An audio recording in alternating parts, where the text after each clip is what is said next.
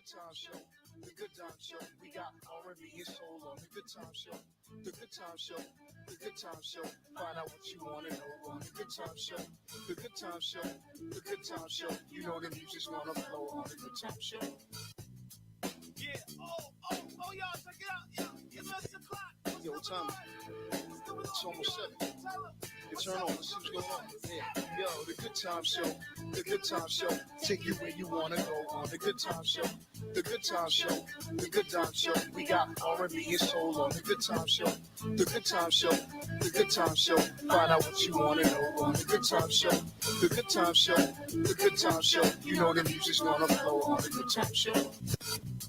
Yeah. Oh, y'all, check it out. Yo, it's 11 o'clock. Yo, what time is it? It's almost 7.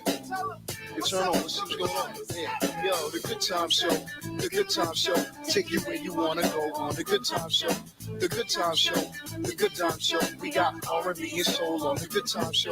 The Good Time Show. The Good Time Show. Find out what you want to know on the Good Time Show.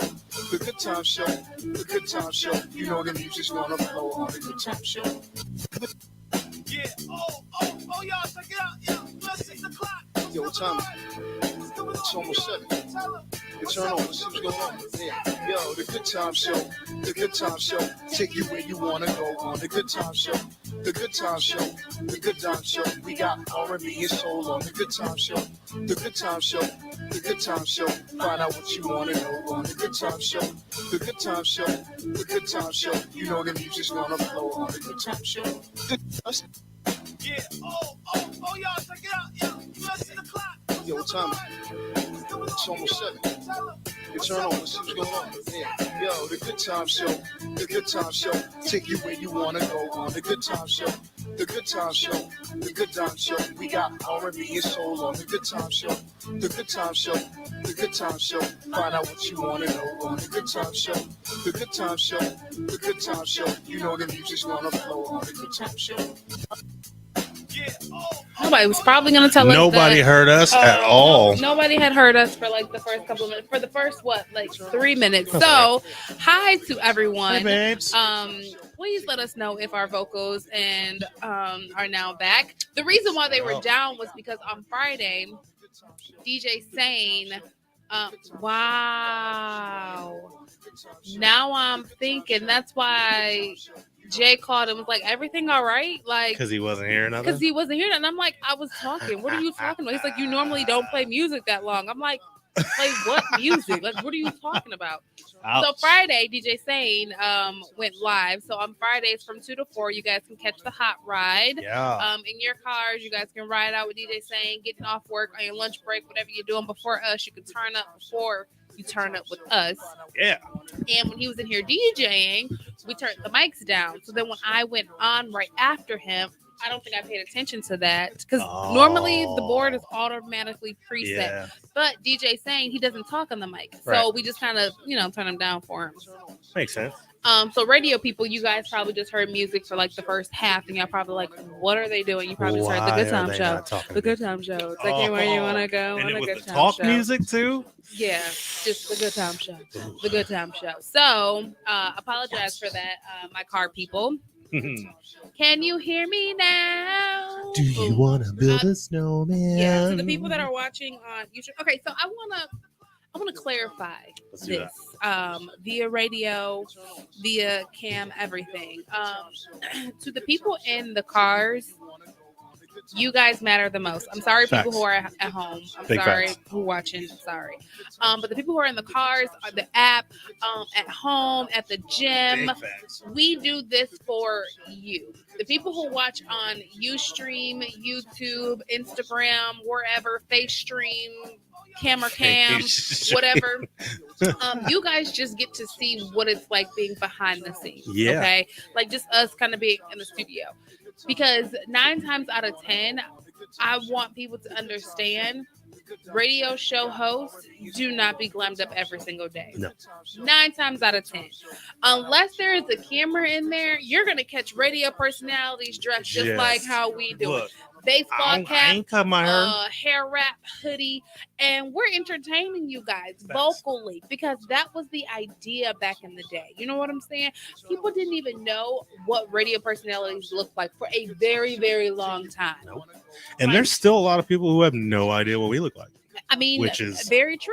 which you is know? cool. I think And- that's very cool. And I think we should keep it that way. You know Yeah. what I'm saying? Like to a certain extent, I think the imagination of like imagining what you think this person looks like makes it funnier. There is a lot of luster behind kind of putting a face to the voices yourself. Yeah, because You know what I there's mean? a couple of them that like once I put a face to a voice, I was like, ooh, like BD said I look glamorous. you look glamorous. It's the beard. Ooh, Anytime you got a nice glamour. beard going, you could be wearing whatever you want and you're going to look glamorous. I don't even care. The bums Does on the that street. work for women? Oh my bad. Did you know? Okay, so fact. Now, I don't know all the dates and times and all, but I was randomly reading some history and I forget what country it was in. It might have been here. No, I don't think it was here. Anyway, at one point in time back in it might have been the 20s or something, the most beautiful girl in the world, she got that tag, was like she was very hairy. She was Isn't that heavy Mona set. Lisa? No. No. Everybody says she got a mustache in the Don't painting. she? Does she? I don't think she. I thought she did. Either way, here nor there. The most beautiful woman in the world was a woman who was hairy. She was like beard. I think she had. I want to say she had a beard, but she was not what you see today as. Listen, I mean, but you gotta think Beauty. about look at like what maybe 15, 20 years ago. I Mhm. mean, thick was not in. Like, you know what I'm saying? Like, Yeah. you wanted to be skinny mini. Like, that was just the thing. It I mean, went A cup, through- B cup was just like It's gone through a that's the big, thing. and that's why I like that song "Victoria's Secret" by Jax, which a lot of people hate I that thought you was song. about that song where like, yeah, mama on crack rock. I like that one too. Now my mama. But the Jax, she's talking about Victoria's Secret era, and before that, if you look back at like, I don't even know what time frames, and I don't want to get out here lying, but there was a time before the Victoria's Secret model craze came where I won't even say bigger, just bigger framed women were seen as beautiful. They were the swimsuit models, and not this super skinny skeletal That's true too. skeletal rendition of That's what very true. is Victoria's seen Secret now. models was like toothpick. Like, Yeah. scrawny, pew, Mhm. up down, up down, up down. That's And it. let's be honest, dudes, men, let me tell you, look, those skinny, scrawny toothpicks of women that you see that everybody says is status quo and what's sought after, for one, you got to have some meat on your bones. For me, like, yeah, those women are beautiful, whatever people call beautiful. Yes, they are very attractive, I guess, but they're attractive to look at on They were. TV or I in mean, a but they used to newspaper. be stressful though. Like, you know what I'm saying? Like the Yeah. models, like I've heard stories of horror stories of like the things they used to have to do to stay that small. Like they just weren't It's terrible. naturally that thin. It's terrible. Like, I mean, if you've ever looked at like the workout industry and any of these bodybuilders, or hell, I'll even take it to high school wrestling.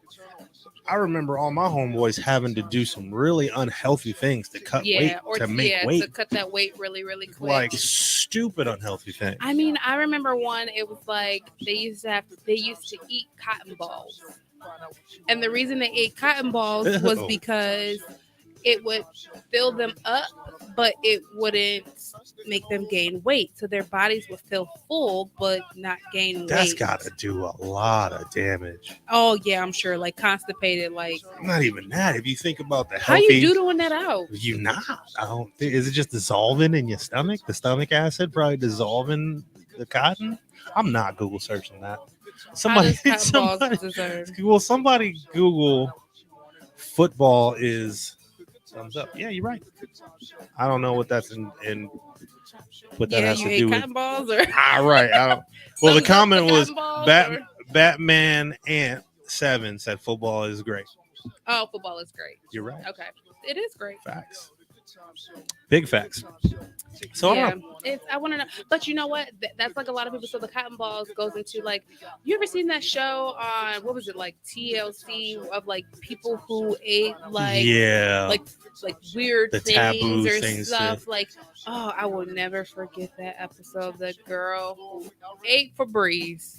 Oh my goodness! Like out the spray thing. What up, Jason? The way C? she sprayed it. Okay, you know how like if you have like cleaning products and you spray it very closely, you can see it foam up. Yeah. The way she sprayed it like In that her on her mouth like tongue, that? she was like, I just love the way it tastes. Like, oh my gosh, it was the girl who was eating her mattress, Yeah, I seen like that. eating the foam. And I thought it was weird when there was one where this lady was eating dirt. Yeah. And I guess that's common, well, for pregnant women because they're lacking like the minerals Mm-hmm. or something. I don't know. Yeah. Batman ain't trying to get sportsy in here. He said Tim Brady. I don't know who Tim Brady Tim is, Brady. but Tom Brady's a pretty good quarterback. Yeah, Said- Tom's pretty cool. Tom Brady or Vic Prime all time. I mean, who would I want on my team in their prime? In their And- prime, I don't know. Of all time, like what's the year gap? Because you Oh, gotta that's throw rough. Randy Moss on there. You gotta throw. He's just some- saying out of those two, Oh, out of what two? out of Tom Brady and Michael Vick. Oh. That's rough, right? Because Tom Yeah. Brady's going to lead your team. He's going to make the passes. He's going to da da da. But Mike Vick is gonna But Mike dominate Vick on the. will shred a defense. Yeah, but I feel like it's a difference. Mike Vick retired forcibly, not by choice. Right. Although Tom Brady should have He retired should have been there. forcibly and not by choice. I love Brady, and I know Jay's probably listening. He's gonna like show Right. me because he's a Brady man. But he should have retired Yeah. because now you lost and like you didn't win a ring, so you should have just retired when you were You up lost one. it all. You I don't lost know. both rings. If I'm forced to make a pick, though, Get it? if I'm going to build a team and I'm forced to make a pick, I want a Michael Vick. And I know that might be an unpopular opinion, but in my mind, somebody who can single-handedly take over that game and produce score for you. Because Mike Vick, Brady, what do you like in quarterback personality? Brady himself is great. He is probably the GOAT, right? But Yeah. for him to be the GOAT, which this year proves, you have to have those certain pieces around you, right? He's in right now. He's in a lack of complete surrounding of people that can get the job done, and that shows you that he can't do it by himself. He has to have the right pieces, No, just like and, everybody. You know, that's why for me, I love football over basketball. Because basketball sometimes One can person be can a take one over. band like man, like it could be one person that's a star player. Although you have the assisters Right. and all those kinds of things, but football is literally one of those things that Team it's like if it's not the full team doing every part of their job, the team will suck or they will lose. And that's no matter it's a what. team effort. That's no matter what, too, because even so, my point was going to be that even though football isn't a one-man game, somebody like a Mike Vick or currently Jalen Hurts can take over the game and score at will. Oh yeah, right? absolutely. But if your defense sucks and the other team can score at will more than you can score at will, you still lose. Then you just suck. You know what I mean? So it's hard for me to, including the New England Revolution, Harvard, and Boston College, right? Who's on the Boston College? That was Jason C. said, including the New England Revolution, Harvard, and Boston College. No matter what in football, it's you can't really even. It doesn't matter who's the better quarterback. It's a team, a full team sport. Just because you have the best quarterback in the league, if you have the best quarterback in the league, that's great. You're going to score some points for sure, but you got to have the defense to match. Right? You got to have all of the components. Right. Now, mind you, I haven't watched football in I haven't watched any sport in quite some time. Just because I feel like the game is just it's all. Like I know the Super Every Bowl is one of coming up. them have been watered down. Yeah. I miss the days where you saw blood everywhere. Shout out to my You cousin watching the news Michael or Pruitt? sports? Michael Pruitt for the Atlanta Falcons. Jason C's cousin. What up, though? What up, Jason C's cousin? Oh, I guess I Name should go good live memories. with I you. don't know what that means, Batman. You gotta elaborate on that one. I guess I should. But yeah, everything's been watered down. Football's watered down. Basketball's way watered down. I haven't watched basketball like I used to because it's not. I'd rather watch college sports. it's the passion I like. It's Yeah. The hunger. yeah, it's that go get it. It's that this may be the last time I'm on this field. I want to Go win. get her. Yeah, Go get her. I like the remix of that song though. I don't know if y'all ever heard that one. I'll I'll put that one on the playlist so y'all can hear that. Yeah, I would much rather watch. I guess I'll finally go live. Oh, you gonna join me? You gonna I'm join gonna pull me? up on IG Live. See, I don't like my phone blocking that camera. I might have to move it. Why says your live pause? Because I'm trying to accept. I think. Did it happen? I'm not sure. Excuse us while we get our technological advancements in order. Yes. In the meantime, make sure you guys are continuing to download the 9397 Network app and join us as well on the U-Chat, tuning in with us, staying locked and loaded. Nino Banks. What up, dog? Are you picking your filters? Yeah, I'm picking my filters. Oh, I should go like this the whole time. What's up? Oh, goodness. Says I have no requests. Hold on. Oh, but I'm doing well, man. Hey, Nino, stick around for a second, man. Let me add Princess into here, and then we're gonna get into some deep topics today. I think today should be a day where we bare our souls because neither one of us are really feeling it today for the most part. So yeah, that's true. It just ended it. It ended your life? Yeah. Yeah. Yeah. Oh, I just sent you some things. Either way, we'll get that worked out. That question, Nino, if you're still here, can I ask what setup you use? Depends on what you mean. So, hold on. Setup for in the studio. You better cover your face. We got all these things, man. So there's a lot of different components that go into this thing, man. We got a lot in here, but I'll tap in with you later on, either tonight or what's up, BJ? At some point. What's up, BJ? And I will get you answered up. There you go. You should have got that invite. Go live with 2G. What's up, Coach?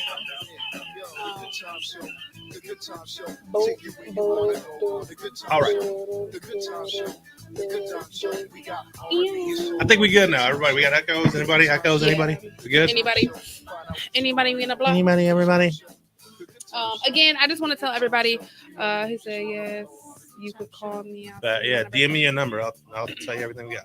Yes. We outside. So for people, that's why I always try to tell people like, hey, we are literally a full-fledged like studio. People only just see us on these like one angles, one dimension, but like we literally have a full studio production, everything, and we in here. You know what I'm saying? Do you guys have a topic for tonight? So. Go ahead. Okay. Do you have a topic? Because I do. I definitely do. So in this 3 hours, whatever that topic is, I definitely want to cover that. But I think, at least for me today, I tell you guys all the time that this show is my therapy. I feel like there's a lot I need to get off my chest today.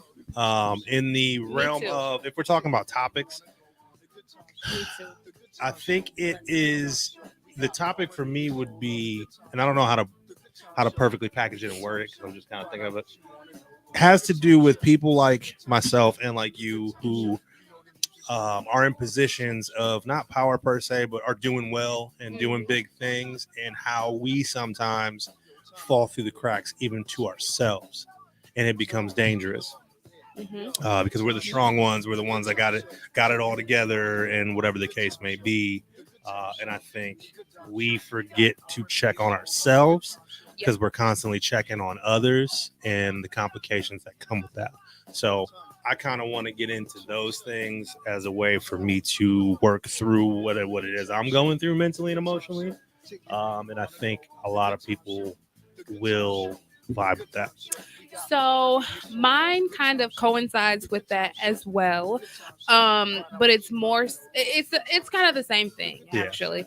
So it's more of like believing in ourselves and being able to check in, but also not going with the hype. And I think we've talked about this before, but like over the weekend, I was able to kind of reflect on a lot of different things that has happened over the last couple of years. And I was just like, wow, if I jumped on every bandwagon that popped at that time, I will be a flop right along with everyone else. Facts. And it's so crazy because you see people, like us, who we take on a lot and we do a lot and we're there for a lot of people and we have our hands in a lot of businesses and we influence a lot of people and we work with a lot of people and we network with a lot of people. But people would overlook that because we don't have a huge overhead with us. You know what I'm saying? So they'll be like, oh, okay, that's cool.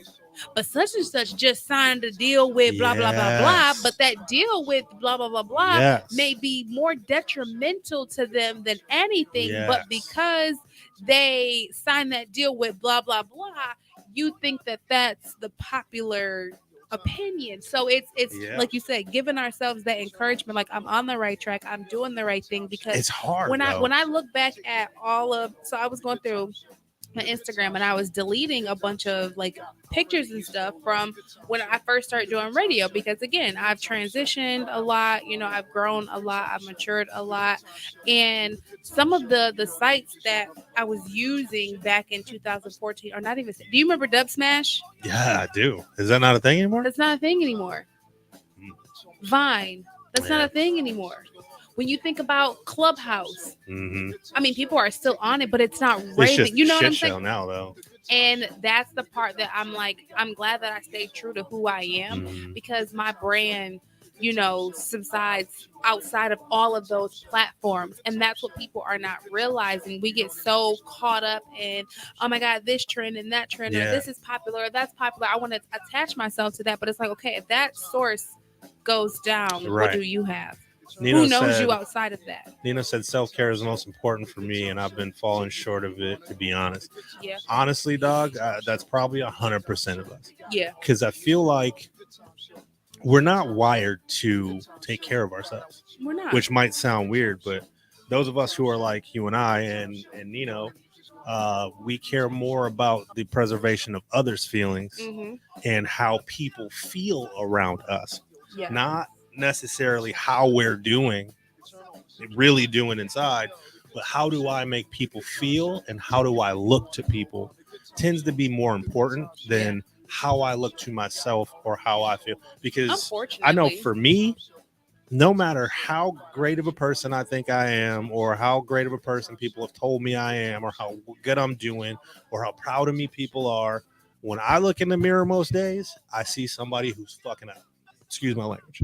Who's messing up, who could be doing more. I don't know if that's fine or not, but that was my first one of like ever. Okay? No, it's okay. It's all right. I just wanted to be real and say what I be saying to myself. We're transparent. Right? And I don't know if that's something that is an inherent character flaw that I'm consistently down on myself, but I feel like all of us are like that. Yeah. Right. And to a certain extent, it's not bad to be hard on yourself, and it's not bad to want more out of yourself. But at what point do we transition into, I guess there's a fine line between tooting your own horn, patting your own back too much, giving yourself too much love, or not too much love, but too much credit for things, and just being honest with being proud of yourself about your accomplishments. I think that gets mucky. It gets really muddy in that area. But then I feel like the thing about social media and life, the only downside to that is, as much as we face those obstacles, we beat ourselves up because we see other people's obstacles. So sometimes we can give ourselves more slack than more gratitude because we see someone else and we're like, dang, I should be there. Or I could have been doing that if I would have been da-da-da-da-da. But it's also taking those moments to say, okay, well, if I would have had that earlier, where would that have led me? Or if I would have done this, or if we just had a conversation about that. And if I wouldn't have learned these steps, would I appreciate it? So sometimes I feel like we definitely have to learn to take that step back and appreciate everything and everywhere we are at our journeys, because if it was meant for you to be there at that age or at that time, you would be. You know what I'm saying? And that goes for anything in any situation, because that's how literally certain situations you could be like, oh my gosh, I just left that place and then a car accident happened, or it got shut up. It wasn't your time. That timing was supposed to be there. So even in our everyday life, we have to appreciate the timing, because everything is not for you. I couldn't imagine. Okay, so the pace that I'm moving at now and the blessings that I'm getting in my life now, I couldn't imagine if I would have had them at 18 or 19. And I say that about a lot of things. I really do. Like now in retrospect, I say it about a lot of things, and it's absolutely true. So I think what we're really talking about is the fact that we all need to understand what perspective is. Yeah. Like truly understand what perspective is, right? And the fact that perception really is reality, right? Yeah. And I think innately as human beings we know that without knowing, even if you don't know that specific phrase or believe in that specific phrase, the whole fake it till you make it idea, that is perception is reality. How you're seen is their reality. Let me say that.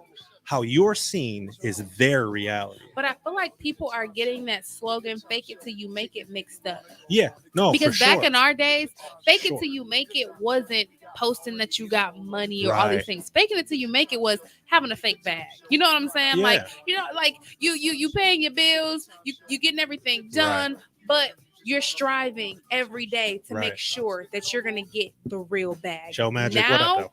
I feel like people are just faking it and they don't care about making it. And They that's just what I want mean. to fake it. That's the biggest part I mean about perspective as well, because it's not like people are taking everything at face value, and I feel like more now than ever, right? And the fake it till you make it thing, I feel like I've done that all my life. And what I mean when I say fake it till you make it is never turn down an opportunity, right? So Yeah. if I know a little bit about something, here I'll do it in real terms.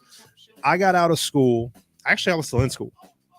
I came home to visit, and a friend of mine approached me about a position at a sports media network for professional sports, working as an audio engineer. I hadn't graduated yet. I was only like a year and a half into the program and only knew so much or whatever, but he knew what I was going to school for. And when he asked me if I could come stand in until they found a real, like a full-time person while I was home on vacation, I was like, yeah, of course. Knowing I had no clue how to run a studio set for a television broadcast for a professional sports company. That's fake it till you make it. I told him yes, like I knew everything. I told him, yeah, I'm good. That's I came taking an in, opportunity that's given to you. and I learned it on it, but that's fake. Now, if I would have been like, I'm only a year and a half in, I don't really know what any of that stuff is. I do, and I would have ran off all my excuses and excluded myself from that opportunity because I was not qualified or thought I wasn't qualified. But see, You know what I'm saying? Okay, so for me, I faked it until I learned and made it, and I was really good at my but job. I feel like every person has to do that if you want to get better. So I don't know if that's fake it till you make it. But 'Cause not think everybody about a does it, doctor. though. Think about a doctor, or like an assistant. That's bad. You know, no, okay. I mean, it's bad, but Fake it till you make think it, about doc. the new doctor that's interning and that's in the office setting. Until that other doctor calls off, you're never going to get your shot to take over these clients. So as soon as that but doctor, that's different though, because you go through like 12, 13 years of school but to just be a because you doctor. reading books don't But mean you you have really to- know when that artery split, how to I if it's mean, blood yes, in your facts. Yeah, facts. But there's still a difference between like on-the-job training and learning. Like everybody has to learn. I know. I'm just saying, like get what everybody you're has saying. to have that spot of You like have to have that faith. you- I you- feel like if you're it's right. like grasping an Everybody opportunity. goes through that point, right? Yeah, And everybody has a moment in their life where they have to fake it until they make it, yeah. because you're never going to feel like you're ready. If you're somebody who has a humble mind state, you're never fully 100% going to feel like you're ready for that big opportunity, because you're going to beat yourself up. You're going to Until doubt somebody yourself push you off the ledge until and say, hey, take it. until you got to dive in it. Right. So You in gotta that dive respect, in. yes, you're right. Everybody definitely has to go through that. But I feel like the perspective change that needs to happen in this country is the fact that no matter what the situation is in life, you can see it a different way, right? And I think the biggest group of people that I've seen this in action with is people that are in recovery. Because the biggest thing for people in recovery is remembering who you were. That's the 93, 97. Ooh. So now we gonna be Is on remembering who you Prince. were, remembering the things that you've done and places you've been, and the negative side of all of those things, and your perspective changes, right? Like the minute you hop in the minute you hop into recovery, your perspective changes 100%, right? But it's when things in your life have the illusion of going well, or like there is no problems in your life at all. I think that's the times when you should stop and put everything in perspective, so you don't lose sight of where you are, of what you're doing, of the good things, of what needs to change. We get swept up into complacency super quick, I think. I mean, No, that's very true. I'm sorry. I was just trying to No, add you us good. on the other stream so that now the Hot 9397 people can Everybody's in also one see place us now. and tune in and see our Everything's easier said than done too, because I know the perspective thing. It's super hard, and I bring this up because I was in one of my recovery groups meetings last night, and one of the individuals in there was talking about something, and in the middle of him talking about said thing, he stopped himself. And he was like, this is a gratitude meeting. I shouldn't be talking about negative things. I should be talking about what I'm grateful for about this situation, about and not his the negative journey. stuff. And him stopping himself and correcting himself in that moment and switching his mind back to the positive side of it, and what it would really, I was like, whoa.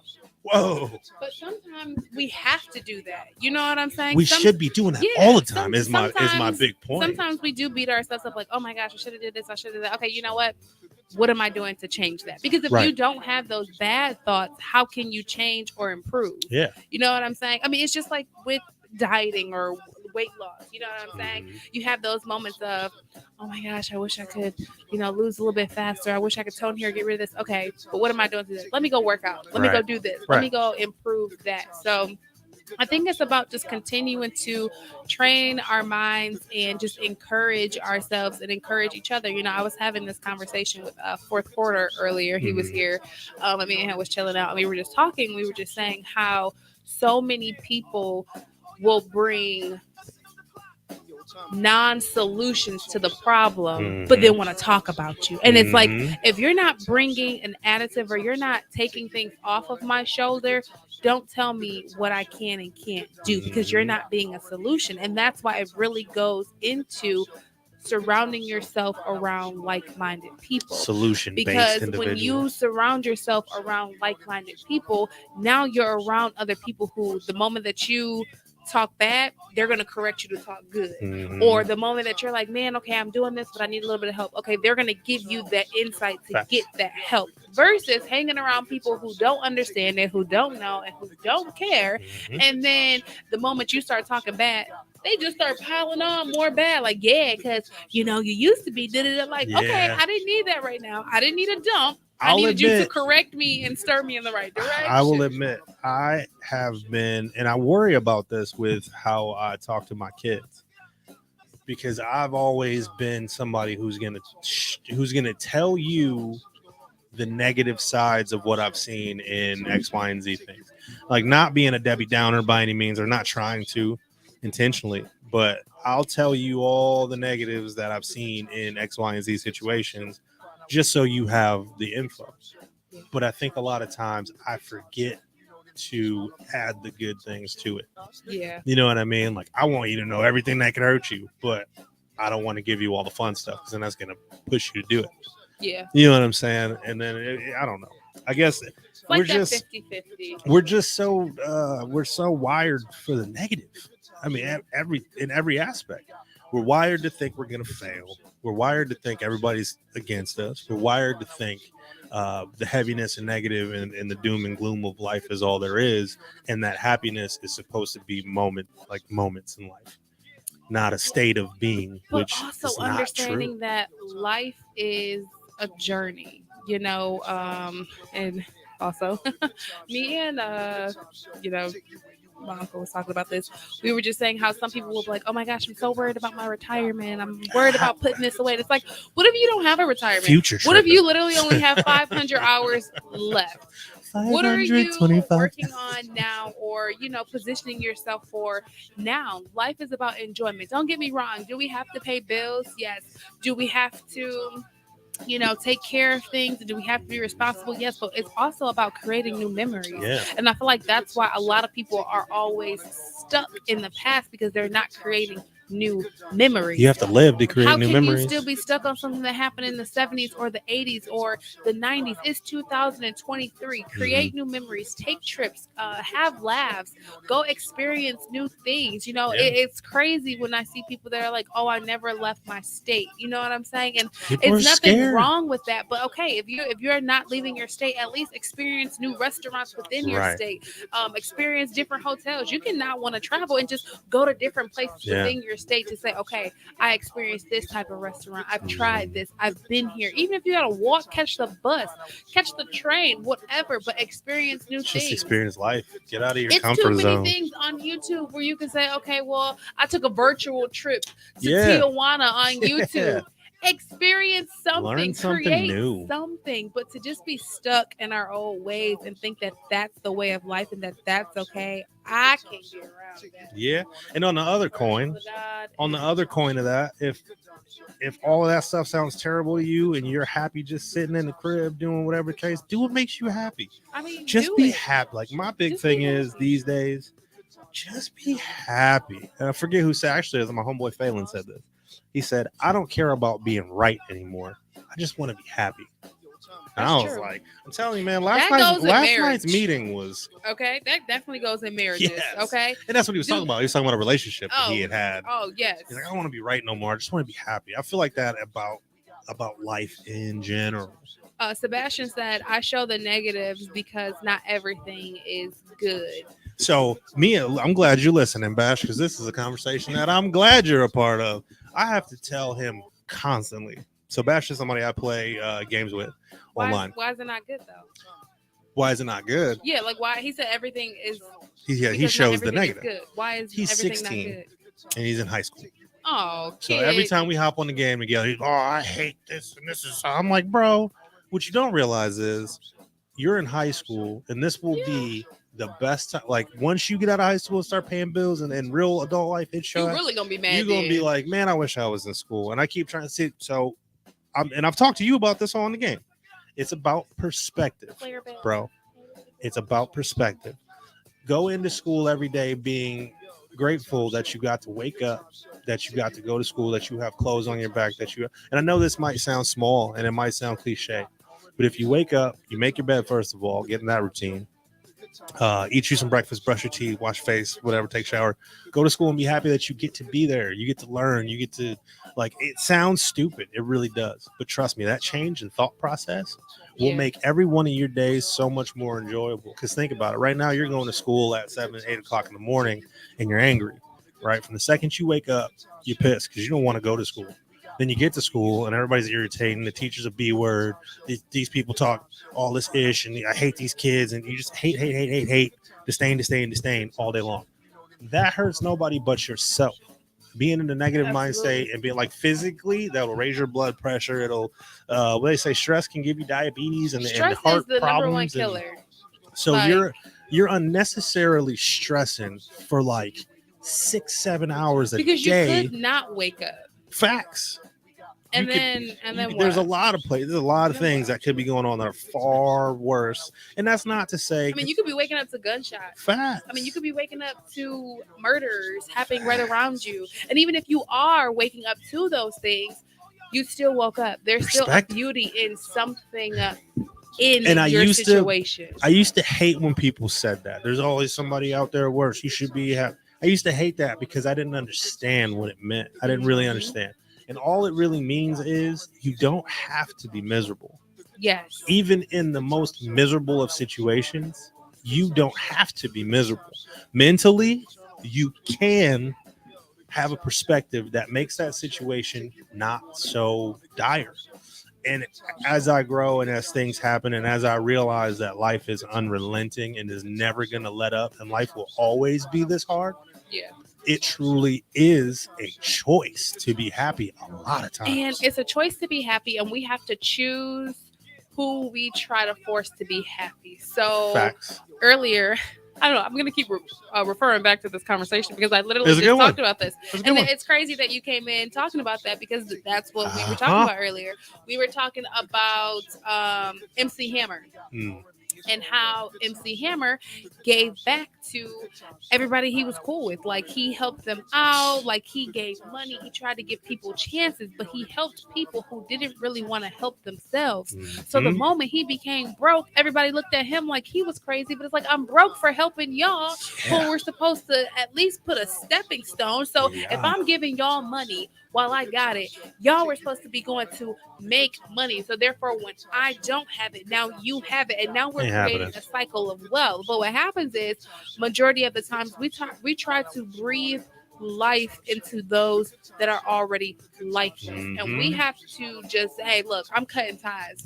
I'm cutting it, I'm stopping it, because if not, we continue to do when they didn't ask. Because a lot of those people was like, I didn't ask you for the money, you just gave it to me. Or I didn't ask you to do this. I just thinking that would help, because what we as people, what we as good people do for our friends and family, the people that we love, is we want to alleviate. We want to alleviate any pain, suffering, strife. We want to make everybody's life easier than ours is, because then we feel like we're a valuable piece of the world, right? And I feel like a lot of us feel like that's the only way that we can be of help and of service to people. And I feel like sometimes you have to just cut people off and let them float. Listen, you know what I'm saying? Like, I don't have friends. I don't have friends anymore. I have a lot of people that I know or knew, and I've been thinking about this a lot recently, and I think this is going to sound really jacked up to a lot of people, I think, but if I haven't been in physical contact with you face to face, right? Or I haven't been on the phone or texting you constantly over the last, I'll even say 2 years. I'll say 2-3 years. I don't know you anymore. Yep. I knew you. I don't care how close we used to be. Over the last 2 years, I'm not who I was 2 years ago, 3 years ago. Mentally, emotionally, physically, I'm not that person. So if you knew me then, we were close and all that jazz, but you haven't really talked to me consistently since, I no longer know you. You are now an acquaintance of mine. You're someone I used to know. You're just somebody that I used to know. And that's what it is. Now, I think some people will probably take that as, oh, now you got your little radio show and you too good for it. And I don't really care how you take it. No. That's not my problem. What people fail to realize is, okay, so, hey, True. Hey, True. Just like the IRS, and yes, I'm comparing it to the IRS because people need to understand this, okay? Just like the IRS does an audit every year for you to see how much did you make, how much did you spend, how much went in, how much went out. Just like they audit to make sure every dollar was accounted for, audit your you need to be able to audit your relationships. Go down the list and keep see the receipts, what baby. is accounted for, what went in, what went out. And it does not mean a monetary value. It means, when I was down and out, did this person call to check on me? Okay. When I was sick, was this person there or at least sent condolences? Okay. When I had an event, and this person show up, at least repost it or reshare it. You need to audit your friendships every year, because what happens is we bring on baggage year after year after year. And I learned this the hard way. A lot of y'all owe me fat returns. Thank you. I'm saying this now because I learned it the hard way. I didn't do this, and now I do. I clean out my phone contact list every year, because why? If your number is not in my phone, when you text me, it's a who this. Listen, I love my family. I will always love y'all, and I will be there verbally for y'all all the time. Yes. But I'm not even going to lie and say that I will always be there for you financially or physically, because my life is in a different perspective than it was years ago. That does not mean I don't love you. That does not mean I don't care about you. But I value my time and my money a lot more than I did back in the day. And me and my husband, we've been going back and forth, and we've been setting boundaries, and we've been putting things in place, because we know the predicament that our life is going into. We're going to have a bunch of pop-up people who, that's that same ghost that was hitting the bell before. We know that we're going to have a lot of people that's just, hey, can I have this? We're already getting that. Like, Good. hey, can I have this? Hey, can I have that? I haven't seen you in how long? I haven't talked to you in how long? Look, you get one usage out of me, okay? Yeah. You get one. I'm And out. it has a limit. It better not go over 20. I'm tapped out. Because if it go over 20, I'm not helping you. I I am got tapped 3 out. kids, and diapers and wipes ain't cheap. Tapped out. But you get one time, one good time. This last 2 years tapped me out. I Exactly. think in itself, well, I'll say 3 years because when we moved back, I don't know who the hell that is. Stars official. What's up? What's What up? up, Rich? What up? What's up? Rich is one of the best artists I've ever seen on this platform. Thank you for checking in, brother. Rich is Don't not worry. on the used store. So. Rich too good to be on the used store. He don't- Nah, well, we I've need been to trying to interview holler something, at Rich. him. We need to I've been trying to interview. holler at Rich. We need something. We need something, Richie I'm a Rich. DM you, Rich. Over the last 3 years, we moved back. COVID started right away. Mhm. Wow. So I'm back in my hometown, and I'm expecting to at least, see a few people that's considered fam. What's up, So, cousin? COVID was over. I bought the home. House fire happened. 3 days later, had my twins. Right now, you would think, and it was all over social media. So nobody that I know can say they didn't see this situation. You would think my phone would have been blowing up, right? Mm-hmm. There were certain people I expected to hear from or see, or man, Nada. the people that showed up for me are people I hadn't talked to in a long time. Yeah. Like friends of mine from high school that I haven't seen since high school, kind of thing, or like, Mm-hmm. and there was a handful of people. Yeah. For the most part, the people that I thought would be around or come to my aid, and that right there was the not just the house fire. And I'm not saying I wanted them to come bring me some money or food, or it didn't matter how you supported me. Just a call, just to come check out and see if I'm good. Come to the hotel they got us in and say what's up. I or, even what I mean? consider people reaching out on social media. Like if you reach out on Snapchat or Facebook or Instagram, I'm like, oh, okay, this person reached out, because you don't have to have my number verbally to reach out, or to say congratulations, or hey, you need help, everything all right? Because during that time, I reached out to you on Facebook. Yeah, you know what I'm saying? For sure. Like, any kind of contact. And don't get me wrong, there was a plethora of calls and texts not a comment.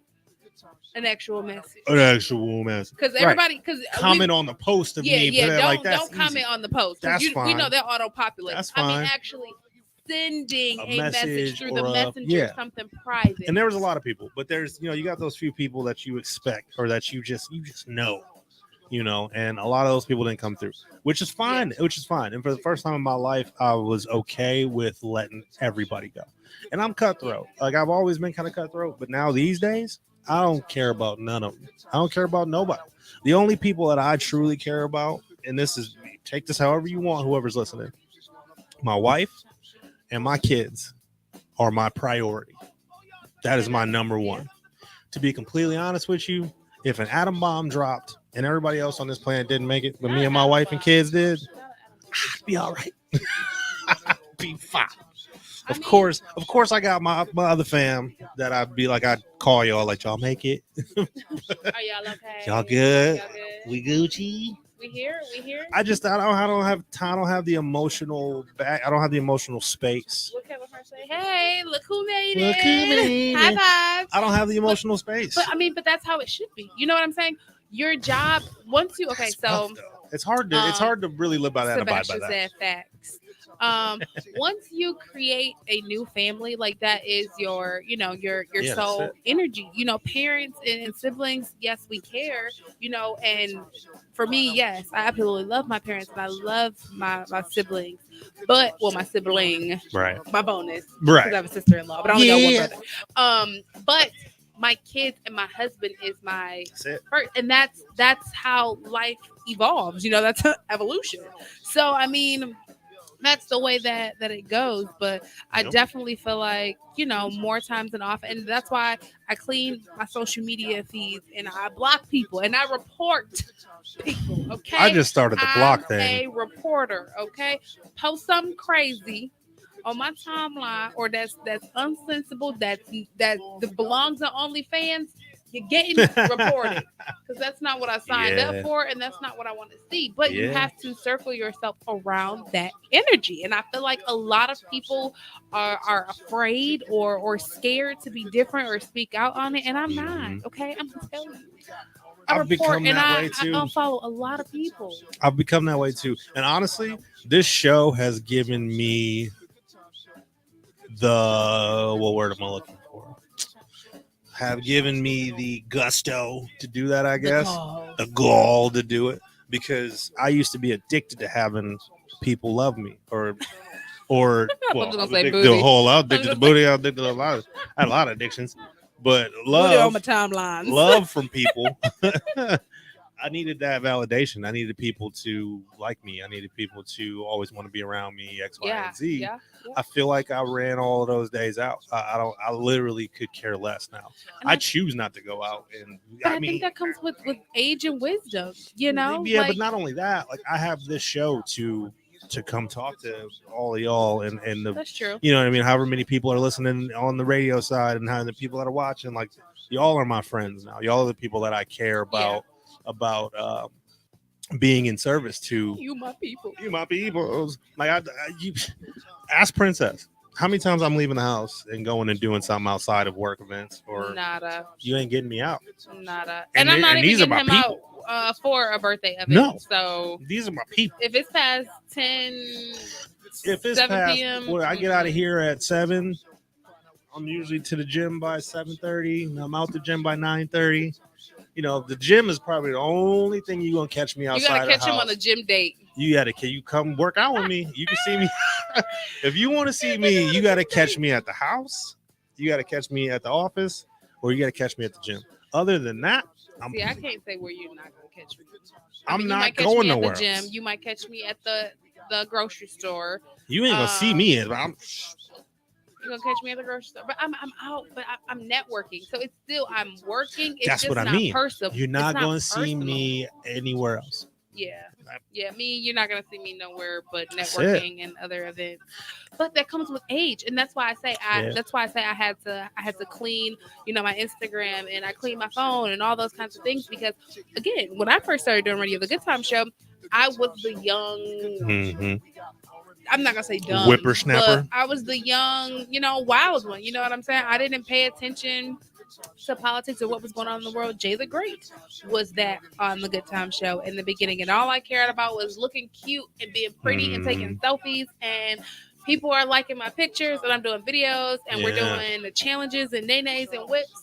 And now that I'm older, I don't care about none of that. I'm like, I don't care about being cute. What do you think? Cute don't make you money. It makes you money, but you don't know how to make the money, if that makes sense. Kind of. Being cute, people pay you. Facts. But when you know how to make money, that's a whole different ball game. You pay yourself. You pay yourself. You can be cute and still pay yourself, but don't just lean on the cuteness to get you money. That ain't all there is out there. Not all there is out there. Because if looks meant anything, billionaires, I mean... Yeah, why are all the billionaires and super millionaires ugly? I mean, again, we've seen some of the perspective. What did he say on the episode of Catfish? Beauty is in the eye of the beholder. And that's the absolute truth, because there are some people out there that we're like, how did that person get married? And I mean, they got somebody that's obsessed with them, happy, love, bunch of kids, but that person loves them. That leads me into the next facet of what I wanted to talk about, and it's you gotta break. We ain't gonna get super deep into it. I know, because I didn't potty before okay. And I just drunk this. Oh yeah. Look, can't put the label on there. I'll bring it up, and then we can potty, and then we can talk about it. Oh yeah, we're gonna go in. Really understanding and knowing what it is you truly want. I think that's a lot of the problem. I know that came into a factor for me, because people always ask you what's your why. People ask you what's your goals and da-da-da-da, right? I honestly can't tell you. I don't know why I don't have these big goals, because in my life up to this point, I never thought I'd be alive at 37. I thought I was going to die at 18. Oh, because you went to the army, so that's different. Well, I went there. I went to the military when I was 21. Why you think you was gonna die at 18? I just had I had a rough go. Oh, Yeah. So me being where I'm at, well, I'm glad. me too. I'm hella glad to be here. I'm so Glad happy to you're be here. alive. I'm so happy to be alive. And it's hard for me because, like I said, for one, I never thought I'd be here. Right? Like in a general sense. I never thought I'd be on this planet still at 37. Yeah. Two, I never thought I'd be where I'm living right now ever again. And I'm here and I'm happy I'm here. Yeah. I never thought I'd be married. I never thought I'd have 8 kids. I never thought I'd have the income I have, the house I have. I never thought I'd have any of these things. So my perspective, and when I look retrospectively, I have everything I've always dreamed about. There was a point in time where I dreamed about like half of the things I have now and the quality of things I have now, and was like, man, that'd be a dream come true. If I ever got to that point, I'd never want for anything. Right. And then you got there. And then I got there, didn't realize I was there, lost it all, and was like, you idiot. And then now I got it all back tenfold. So I truly 100% don't have that next thing. Of course, I want to excel in my job. I want to, get a bigger house, maybe. I want to do, but it's all the icing on the cake. I feel like all my goals and dreams and aspirations from when I was in a worse situation have been actualized. I have all those things. I made it. So to then the it's like, mountaintop. if you made all your dreams, how do you create new dreams? Facts. But that's But I why don't- you be around but I more don't- people. I don't necessarily feel like I need that though. I don't need to. How do I put it? I'm not content with where I'm at. I'm truly 100% happy with where I am. So if I But lived that's okay. right, and that's what I'm saying. Yeah. If I lived this life and there was never an uptick in anything that I have now till the day I die, I will say I was successful. I was rich beyond my But I feel wildest like dreams. that's what life is about. Hitting Yeah. all of your monumental moments or trying to reach anything that you set your mind to. Mhm. Once you set your mind to it and once you accomplish it, I mean, that's, I hate to say it, but that's like a thing. You know what I'm saying? Yeah. Once you scratch your itch, I Yeah. mean, you're done with it. Unless Right. your itch is still scratching. So now, Or unless you're still scratching your itch. you're gonna rub the flesh raw. You better knock it off. And I don't want people to get confused. I'm not just plateaued, and I'm just like, well, life is life. I'm gonna drift off into Is that the Moby? what up? Is that Moby? MD Beats, fire producer. Of course, I'm gonna keep excelling. Of course, I'm gonna keep doing the next best thing. Of course, I'm gonna keep killing it. But that doesn't mean it's such a weird thing because I don't want people to be like, oh, once I reach my goals, I don't need to set new goals. So That's not what I'm saying. I get what you're saying. You're saying like monumental Right. goals, but that's still not saying that For there's not me- things in your life that you want to change or accomplish and Now, work on. change, work on, yes, but those But are I'm just saying, the like, tweaks. I'm saying not in yourself. Tweak I'm just life. saying, like, in the world. I'm just got to tweak the world, tweak life. I Yeah. gotta, you know what I mean? I gotta make some tweaks and changes.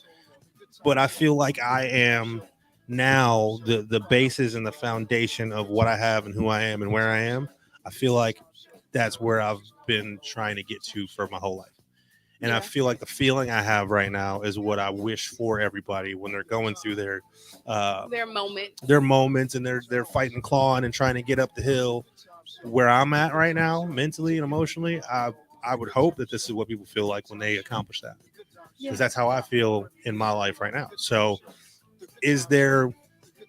I don't feel like there's a reason for me to make more goals because I am living in and actualizing my goals and dreams and my. I was going to say, and You know what also I mean? the position that you're in allows you to create new goals every single day. Facts. You know, And that's my So- thing. Like, I don't necessarily think I need to make more goals. I just need to keep hitting more milestones at this point. Yeah, within your goals. Yeah, I mean, my goals are met. I met them. So now I'm just going to take the goals that I met and just keep striving and keep hitting milestones and keep, you know what I mean? Instead of, And I think a lot of times what people do that don't have the perspective thing down is they accomplish these goals, right? These big monumental things, they accomplish them. But now they're like, okay, that's not enough. I need to set a new goal. And as soon as that new goal is set, everything else gets crapped on. But I also feel like that comes into play when, like you said earlier, people don't know what they want. Right. They don't know what their sole purpose is, so they leech off of everyone else. And I say that to say I'm training my 7-year-old son right now to understand what he wants, because I feel like if you don't learn that at 7 or when you're young, you grow up chasing a bunch of voids, not knowing who you get thrown are. through the tidal Because wave. you want something because this person wants it, but is that truly what you want? Right. So right now he's going through this phase of like Pokemon cards, right? I don't know. The kids are collecting know that was Pokemon still, cards. Oh still my a thing. gosh, it's annoying. But the cards that he wants, some of the kids in the class have them and they're talking about them. And my biggest question to him is, it's not the fact that you can't have them. My thing to him is, why do you want this card? What does this card mean to you? Why do you want to collect it? Because if not, then you only want this card because this kid Other has people that have card. And then that just grows into you becoming an adult. Okay, you only want this card because you saw someone else with it. Or you want these shoes because you saw that person with it, and not having your own mindset to say, hey, I want to become this for this reason, or I want to change this, or I want to work in this career field because of this reason. And because you already have accomplished everything that you mentally wanted, anything else is just a bonus in your life. Thank you. So people have to understand who they truly are, but a lot of people don't understand who they are. So they're going through life constantly trying to find what's their niche, what are they good at, what do they really want. It took me a while to figure out what I really wanted, which is why I changed my major so much. You know, my mom was a social worker, so I was like, okay, I want to be a social worker. My dad was in business. Okay, I want to do this. I saw somebody else be a neurologist. I was like, okay, I want to do this. Right. Physical therapy made a lot of money. Okay, I want to be a physical therapist. Right. Until I realized, okay, I don't like none of it. I want to run it all. See, how do I run it all? Okay, now I'm living the dream that I want to live. When did you find out? When did you find that out? What age did you find that out? I want to say I was about 20, because I had just graduated. I graduated with my associate's degree. And the reason why I say I figured it out after my associate's degree is because I got my general studies in associates. Well, I got my associates of general studies because I was able to take different classes and actually see what I liked versus like what everybody else was. So when I thought I wanted to go into physical therapy, I had to take some biology and anatomy physiology classes, and we had to dissect crap. And I was like, oh, heck no. When I saw blood and bones, I was like, please just let me get a passing grade so I can get out this class. When, I went into, social work, and I had studied psychology, and that was interesting to me, but I'm too much of a sponge. So I absorb people's problems. So I can't do that because I get emotionally attached to everybody. So nope, not my career field, but I want to own a facility. I want to manage it, so learning the difference between having to be in that field to do it, and then just learning, okay, you can be a business owner. And one thing I will say about my family and the individuals that I have around me specifically is that is a spider right there, and it gotta die. He is tiny. And he gotta die. He'll be gone before you know it. No. Look, you see, you tried to back up. If I wouldn't have killed him, y'all, I'm sorry. He would have been all over this room, and I would have felt him crawling on my back. It's just, that's you still gonna feel him crawling now. But one thing I love about my family and the people that I have around me is we are pure definitions that life has no limitations. You know what I'm saying? Like, just because you reach for the stars, you can still fall amongst the clouds and be perfectly fine. My uncle, who played basketball all of his life, and basketball literally is his life. If he pushed out a baby, I'm sure he probably pooped basketballs. Like, it's just like in his DNA. But he thought he was going to the NBA and playing on these teams, but that didn't happen. So he's a trainer. He has his own fitness club where he trains other athletes of all different sports. So never giving up because you don't reach this one potential. You know what I'm saying? Or certain people who wanted to go to the NFL and all these things.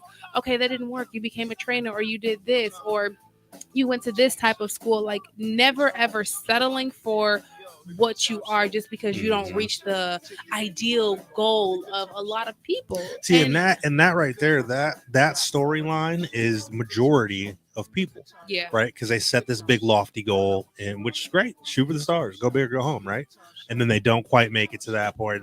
So that's the story of most people. But what about those of us who made it to where we said we wanted to make it to?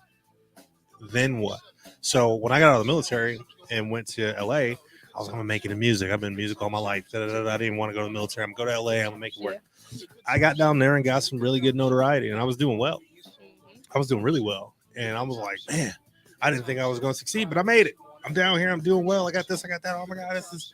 And then I realized it was awful. Yeah, it was awful, and that was not who I wanted to be, and that was not what I wanted my life to look like, and it was not. So sometimes these goals that you set, even when you reach them, you find out that that's not who you are. it's a facade. It is it's a You know what facade, I'm saying? which is okay too, because you set this goal that seems like it's out of reach, right? And then once you touch it, being there and living in that space is the only way you know if it's meant for you or not. So it's great to get there. It's great to accomplish that. But I also what's the next step? I also think that other people need to, well, not other people, but we as the Americans, because we are doing this, and this is something that we, pride ourselves on, creating other alternatives for people and letting people know there are other alternatives. Yeah. Like, people make it like, okay, just because you want to be an FBI agent or this doesn't mean that you still can't serve, or there's not other ways for you to still be in that demographic. Right. My brother wanted to be a police officer, but he didn't want to have to serve or, work the certain cities that he had to become FBI. So what did he do? He got his own private investigating agency, like doing things still in that realm, security, because you're still able to do the same things, right? Just a different title. You know what I'm saying? Or people who are good in math and finances. Okay, just because you don't go to work for a Fortune 500 company doesn't still mean that you can't have a tax preparing company, or you can't be a CPA, or all those kinds of things. Like, letting people know that just because you study for this one title doesn't mean that you still can't do things with that degree. Jason asks, who did you do shows with / make music with out here? Before I even touched out there, I don't know if you know the song, Do You Love Me? Do You Love Me? That's the Contours, which Joseph Billingsley is the founding member, and that is my stepfather. My brother was in an underground hip hop group here that Eminem was in before he blew up. When I went to LA, my producer was Maurice Egger, who played that's how we actually met. Yeah, he was in the NBA, and then decided to be a producer. There are producers and songwriters called the Jackie Boys, who I got to know. I was actually working in PR for a while for a couple different celebrities. I did audio for a couple of shows that were being piloted by some other celebrity names. So I was in a mix with a lot of people. My music itself was getting some notoriety, and some people who claimed to be A&Rs from a couple different record labels had spoke to me. I don't know if they legitimately were or were not, because I turned down the whole, they mentioned 360, and I was like, no, I'm good. So I didn't even know the legitimacy of, I don't know if they were legit or not, but yeah, I knew some people, talked to some people. I've reached out and had some names that my people knew and linked me up. But see, that's even the thing as an artist, right? Like, people make it like you have to be this big name brand artist to make money, when it's a facade. Artists actually make the less money. Listen. Why not be the songwriters or the producers? Like, those are the things that I'm talking about. Like, people make it like, oh, you have to be the artist, or you have to be and the that actor. was the biggest thing. No, they get paid the least. Be the director, be the producer. My dad peed me on that. When I got to LA and wanted to be Mr. out doing shows and making music and all that, I didn't understand what it really was about. And when I told my dad what these A&Rs or whoever they claim they were trying to tell me I should do, he was like, man, you're way too talented to do any of that. He goes, what you need to do is write for some people, or da da da da. And then I started, and I was going to the Art Institute at the time. So they didn't really teach you about songwriting and about the contracts and all that. They just taught you how to do everything. Right, so there was nobody teaching you about the legalities and the contracts and the So once I started to really get into the scene, and then go to some of these celebrity events and red carpet events and parties, and I went on Wayne Brady's game show and I won 20 grand. So him and I, talk every time I see him in LA, and JC Chazé from NSYNC, and all these people that were real celebrities were giving me all this game. Like, it ain't what you think it is out here. You seem like a really good dude. Like, what do you really want? Because sometimes it ain't real for the border. Man, I'm telling you, they're like, it ain't. Sometimes it ain't worth being out here. It'll take your soul. Is that worth it? And I ended up moving home like probably 6 months after. So. And I mean, it's the truth, and that's our whole goal here. Okay, we're Mythbusters. All right, our job is to just kind of school you guys and give you a second perspective. It's not to say that we're right or we did it the right way, but it's to change that uniform, cookie cutter, plantation mindsets that we all have. And when I say plantation, I mean just like the formality of you do this, you do this, you do that. Copy, paste, copy, paste, copy, paste. Like, let's stop copying and pasting, and let's just start control CV. Like, you know what I'm saying? Let's change up the game. Let's shuck it and drive it a little bit. I hate how society is built. Yes. And I'm not just talking about racial inequalities. I'm not talking about discrimination. I'm not even talking about any of that. I'm talking about status. I'm talking like the part of society that everybody seems to fall into and agree with is the part that's broken. Yeah. Because that exploration you were talking about and realizing that you didn't want to be X, Y, and Z things and you wanted to own, you got that at 20, and that's only because you have the parents you have. Yeah. Right. But the way society is set up, it's, oh, your 20s, you're supposed to be young and dumb and figuring things out and making your mistakes. And then, you're supposed to settle down by 25 to 28, and you're supposed to buy the house, and then you're supposed to And anytime people don't fit in that mold, now there's a problem. And now now there's self-doubt, and now I'm not where I'm supposed to be by this age, and So I remember remote area because I'm using. There you go. Hey, that's a messed up reason to remember why.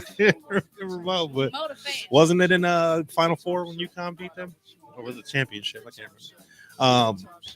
But it's just, I feel like society itself and the way we think as a society needs to change as far as self-worth.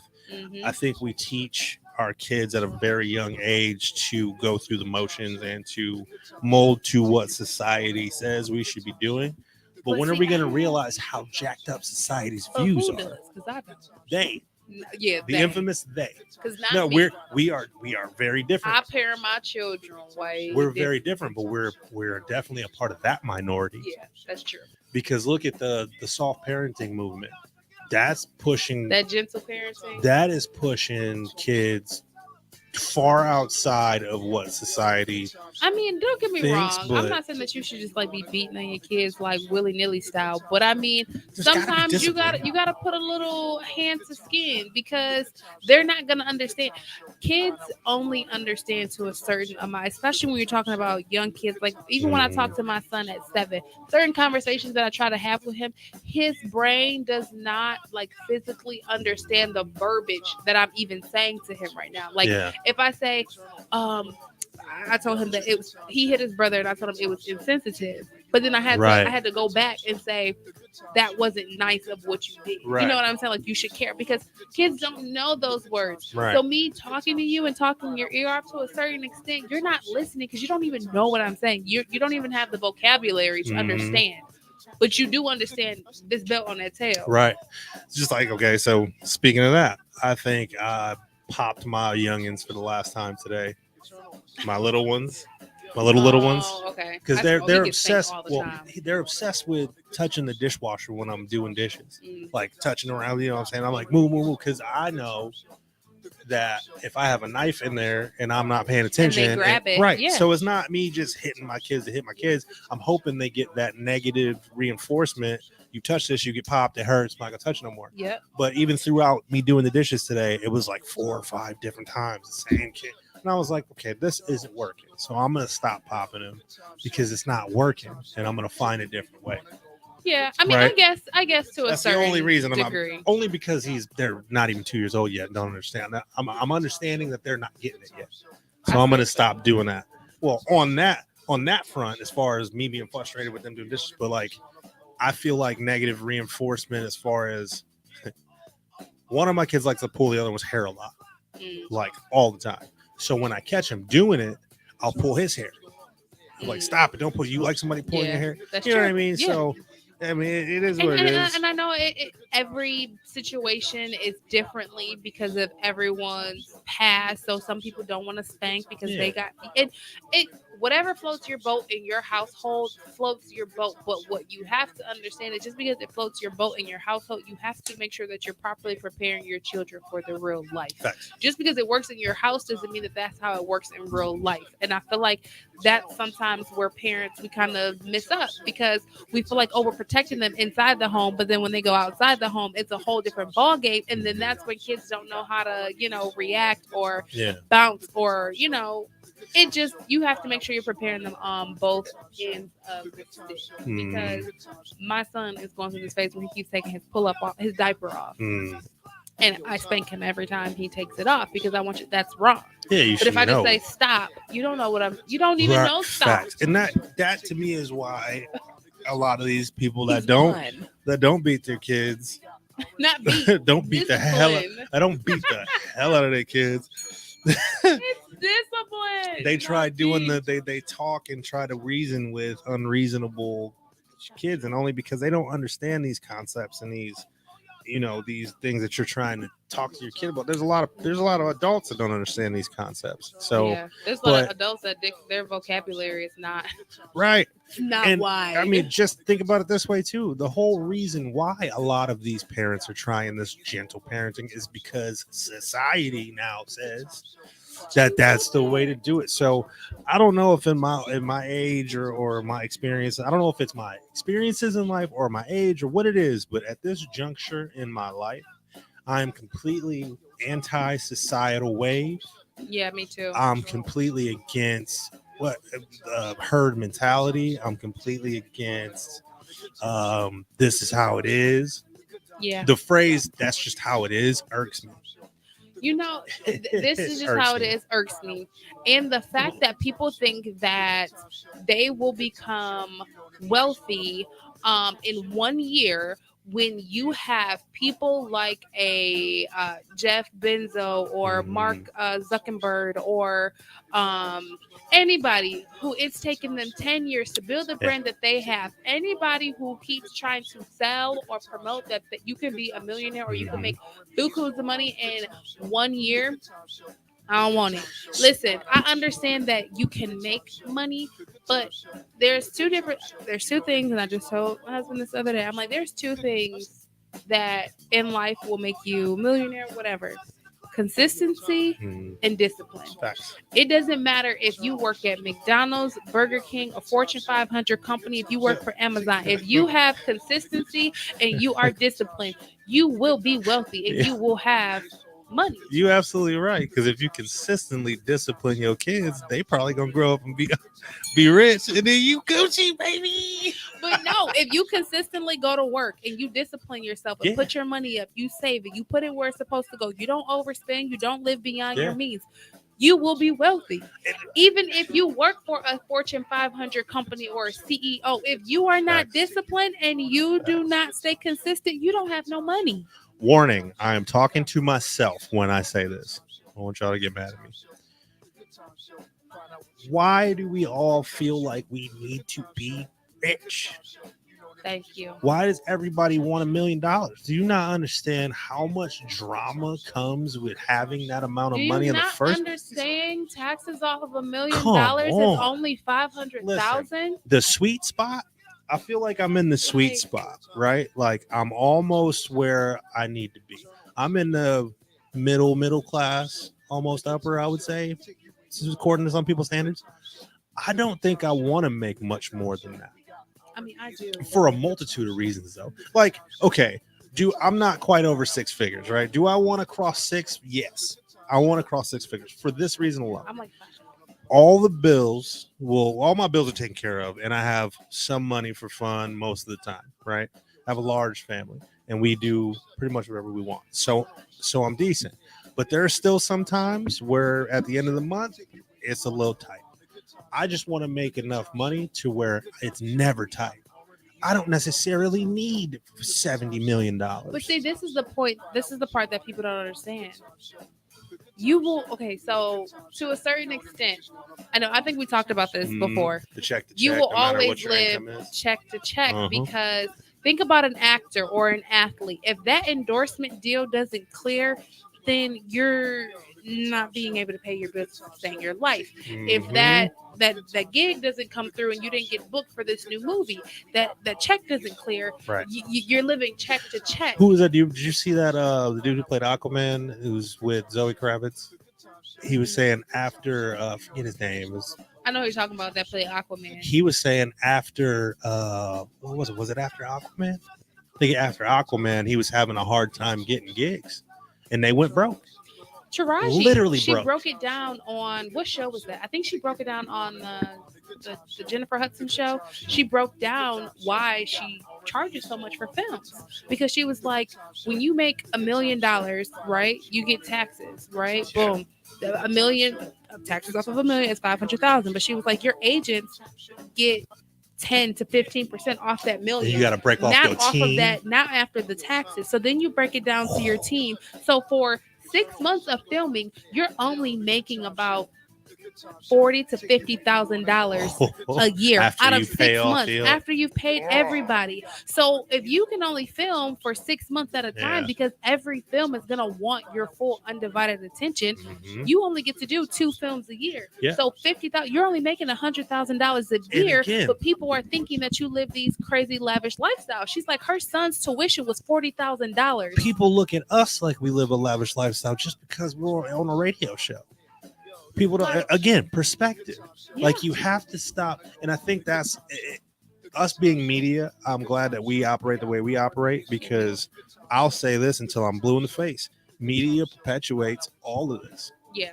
right? So what you're seeing on the reality TV shows, what you see on and all these people that are celebrities and living in these mansions and yada, yada, yada, that's all perpetuated as if that is the life to strive for. Exactly. Look at how many people that have. I want you to do a research, right? Next time you got some time and you're just scrolling through, try to find out the percentage of those people who are rich and famous or have a lot of money, maybe not even famous, are in some sort of counseling or have committed suicide or have addictions or substance Absolutely. abuse problems. There's a lot of them. But you know what? And this is what just makes all of us differently. And I'm only gonna say this once this month because I don't want a lot of people to catch on. Because I don't want a lot of people to catch on. Because at the end of the day, you have consumers and you have producers, and we need the consumers as much as there are producers. You know what I'm saying? So I love y'all who are consumers because you guys allow us to be able to be producers. Right. But a lot of people always look at the person, the individual that's getting paid. You know what I'm saying? So they'll say, oh my gosh, Taraji got paid this amount. Oh my gosh, Tom Brady got paid that amount. Oh my gosh, Academics just got 16 whatever for his show, yada, yada, yada. You know what I look at? The person who's cutting the checks. Because if I can pay you 16 and I have a brand, how much more am I making off of you to be able to cut you that check? Once and I that's saw what those people splits, don't realize. Once I saw those splits in the music industry, I saw the splits. Man. Like, why would I want to be an artist? Man. Well, in what world would being an artist be good for me? And that's what everybody does not pay attention to. Y'all looking at the person who's receiving the money. I'm looking at the person who's cutting the check. Right? And it all goes into, again, what you want out of life. If let's put it this way. I want to be a Let me check tell you cutter. this, and this is just my own opinion. These are not the thoughts and opinions of Princess of All, Hot 93, 97, or the Good Time Show. If you do anything in life for money, you're going to fail. Oh, absolutely. If that is the pure reason why you are doing that, you will fail. You do anything for clout. You're do going to fail. anything Expect for clout. clout too. Clout, that's the biggest thing. I don't know why these days people think clout is currency. Oh my goodness. Oh, okay. So 2 things, because then we gotta go on the potty break. I'm gonna write this down. So and they coincide because they're in the same group. So I watched Cardi B on Jason Lee. So I want to talk about that. And then I also want to talk about when I was going back down memory lane, listening to my old Migos songs. Takeoff said a line. He was like, "I'd rather be rich than famous," and a lot of people overlook Rather be that slogan of "I'd rather be rich than famous" because a lot of people rather be famous. But just Famous. because you're famous, that does not equivalent It's a lot of money. broke famous people. Oh. Listen, part of that whole exploration when I was in LA, you have no idea how many celebrities I met that were currently hot at the time that I had to pay for it. Yeah. Let me say it again. Celebrities that were hot at the time, Mhm. like got us in the door of these clubs. And once the free bottle was gone, I had was to pay paying. the bill. I was paying for stuff. Foot So the bill. don't let the fame fool you. Trust me. Don't let the fame fool you. Okay, y'all, what we're going to do is we're going to hop into a quick song break, and then we're going to come back and we're going to talk about more about faking the funk. We gonna Oh, that's what dive we in. should have named today. Faking the funk. Dang it. It's Fake the Funk. Wait, okay. Fake the Funk Monday. That'll work. I'll allow it. Listen, y'all, we'll be right back on Touch It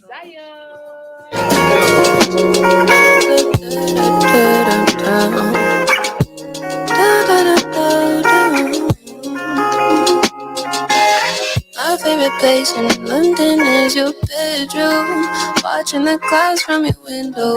Since I've been here, shit's been simple. Public displays of admiration. Kiss me on the subway station. Transfer from Oxford Circus, headed to your place. I don't usually do this, but just for you, I'll make an excuse. Yeah.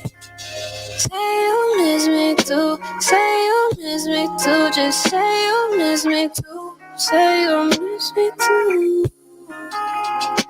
Just say you miss me too. Say you miss me too. Say you miss me too. Like I do you. Don't know what's gotten into me though. Ever since I touched down in Heathrow, I'ma need a sequel after this. I'ma need to see you after this. Need a new receipt soon after this. Got me spending time and taking trips, tripping over you. Love the after party room too. Just say you miss me too. Say you miss me too. Just say you miss me too. Say you miss me too. Just say you miss me too. Say you miss me too. Say you miss me too. Like I do you. Say you miss me too. Say you miss me too. Just say you miss me too. Say you miss me too. Just say you miss me too. Say you miss me too. Say you miss me too. Like I do you.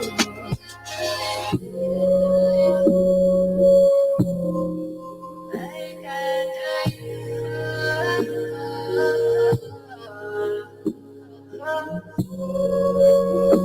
Say that you miss me too. Like I do.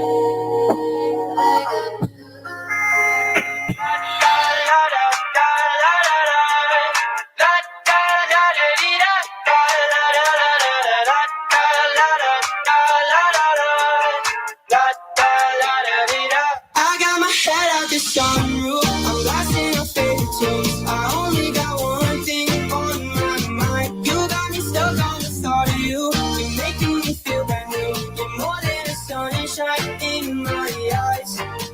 You got those pretty eyes in your head. You know it. You got me dancing in my bed, so let me show it. You are exactly what I want. Kinda cool and kinda not. Wanna give myself to you. Yeah, we're driving down the freeway at night.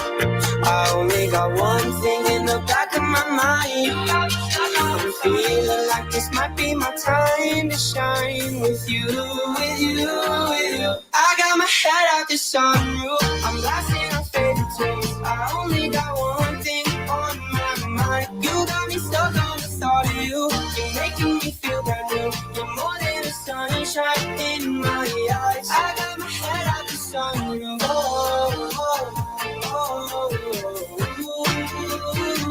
You got me stuck on the thought of you. Oh, oh, oh, oh. 405. Half hour late, we on LA time. Girl, come through if you still outside. You a VIP, you can skip that line. Right here where you ought to be. Penthouse view, girl, you got your seat. From the 415 to the 949. It's a long drive, but I'll give you a ride. We'll drop the top of my whip. Sit back and get comfortable. One hand on that wheel. Other hand on my baby. Boo, can't believe that I'm here. Ain't it crazy what lovers do? Ooh, ooh, ooh, ooh. I got my head out the sunroof. I'm lost in my favorite tunes. I only got one thing on my mind. You got me stuck on the thought of you. You're making me feel brand new. You're more than the sunshine in my eyes. I got my head out the sunroof. Oh, oh, oh, oh. You got me stuck on the thought of you. Oh,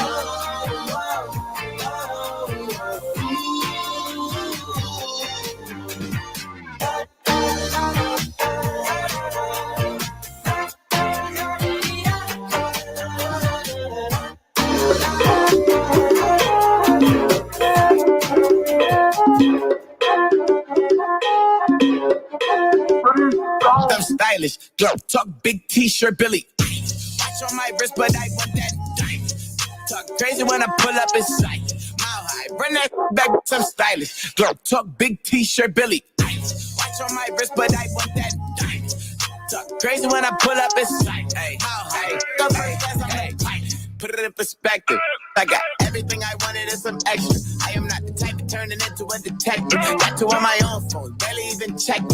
Uber eats the food I don't call, I just text it. Cashed out on bail, my little got a investment. Next out my Lexus, no backseat, so no besties. I checked it, no guesses, so don't text. Hey, 2 pistols, 30s in the clip, these are Kimbos. Open and smack him in his nipples, I'm Kimbo. You be throwing cash on the strip, my little for the free. I got a for the they got me. I know she trip when I trip, so I they pillow talking about me like I'm free. But she ain't know this shit. Babies in my I'm stylish. Talk big t-shirt, stylish. Prado, got it from the back on the island. Heard it talking crazy, my mind and I was silent. Mama, run that like I'm stylish. Talk big t-shirt, Billy. Watch on my wrist, but I want that diamond. Talk crazy when I pull up in sight. Mile high, run that back, I'm stylish. Glow, talk big t-shirt, Billy. Watch on my wrist, but I want that diamond. Talk crazy when I pull up in sight. Mile high, the first class, I'm the pipe. I wish I knew you wanted me. I wish I knew. I wish I knew you wanted me. I wish I knew. I wish I knew you wanted me. What you do, make a move, could've made a move. If I knew I'd be with you, it's too late to pursue. I bite my tongue, it's a bad habit.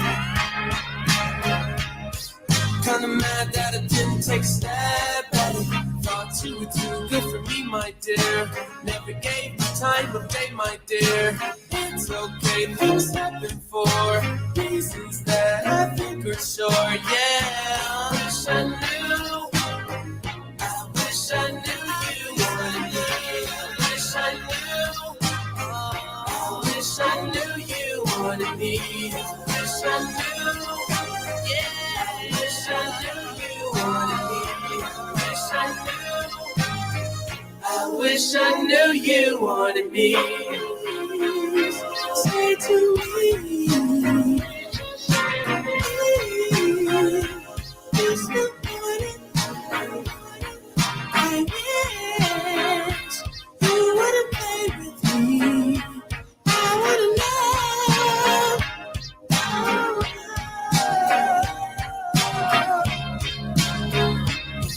Can I bite your tongue like my bad habit? Would you mind if I tried to make a pass at it? Now you're not too good for me, my dear. Funny you come back to me, my dear.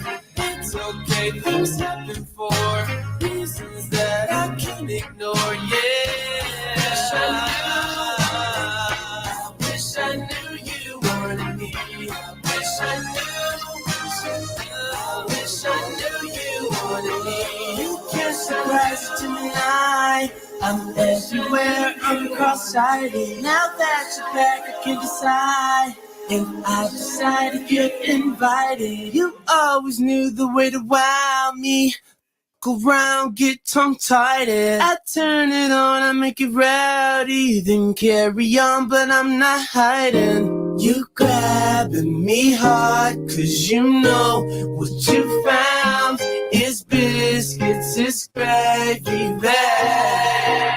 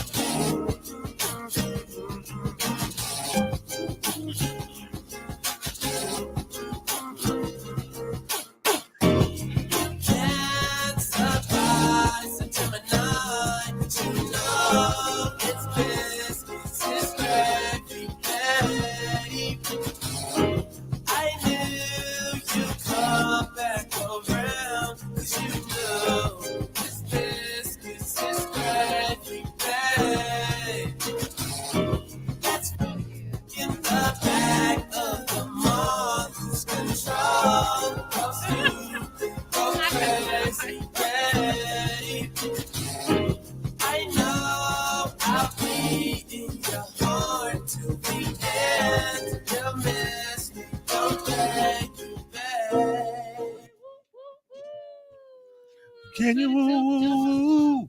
Can you do? Let me ask people if they can do. Oh, sorry. Are you gonna go live, or am I gonna go and then add you? Either way. What are we doing? I'm going live from the network. I don't know if I'm gonna go live on mine. I'll join the network. Yeah, I'm on the network. Yeah, join the live. Gotta wait till they pop up on my thing, cause I don't think it's on there right now.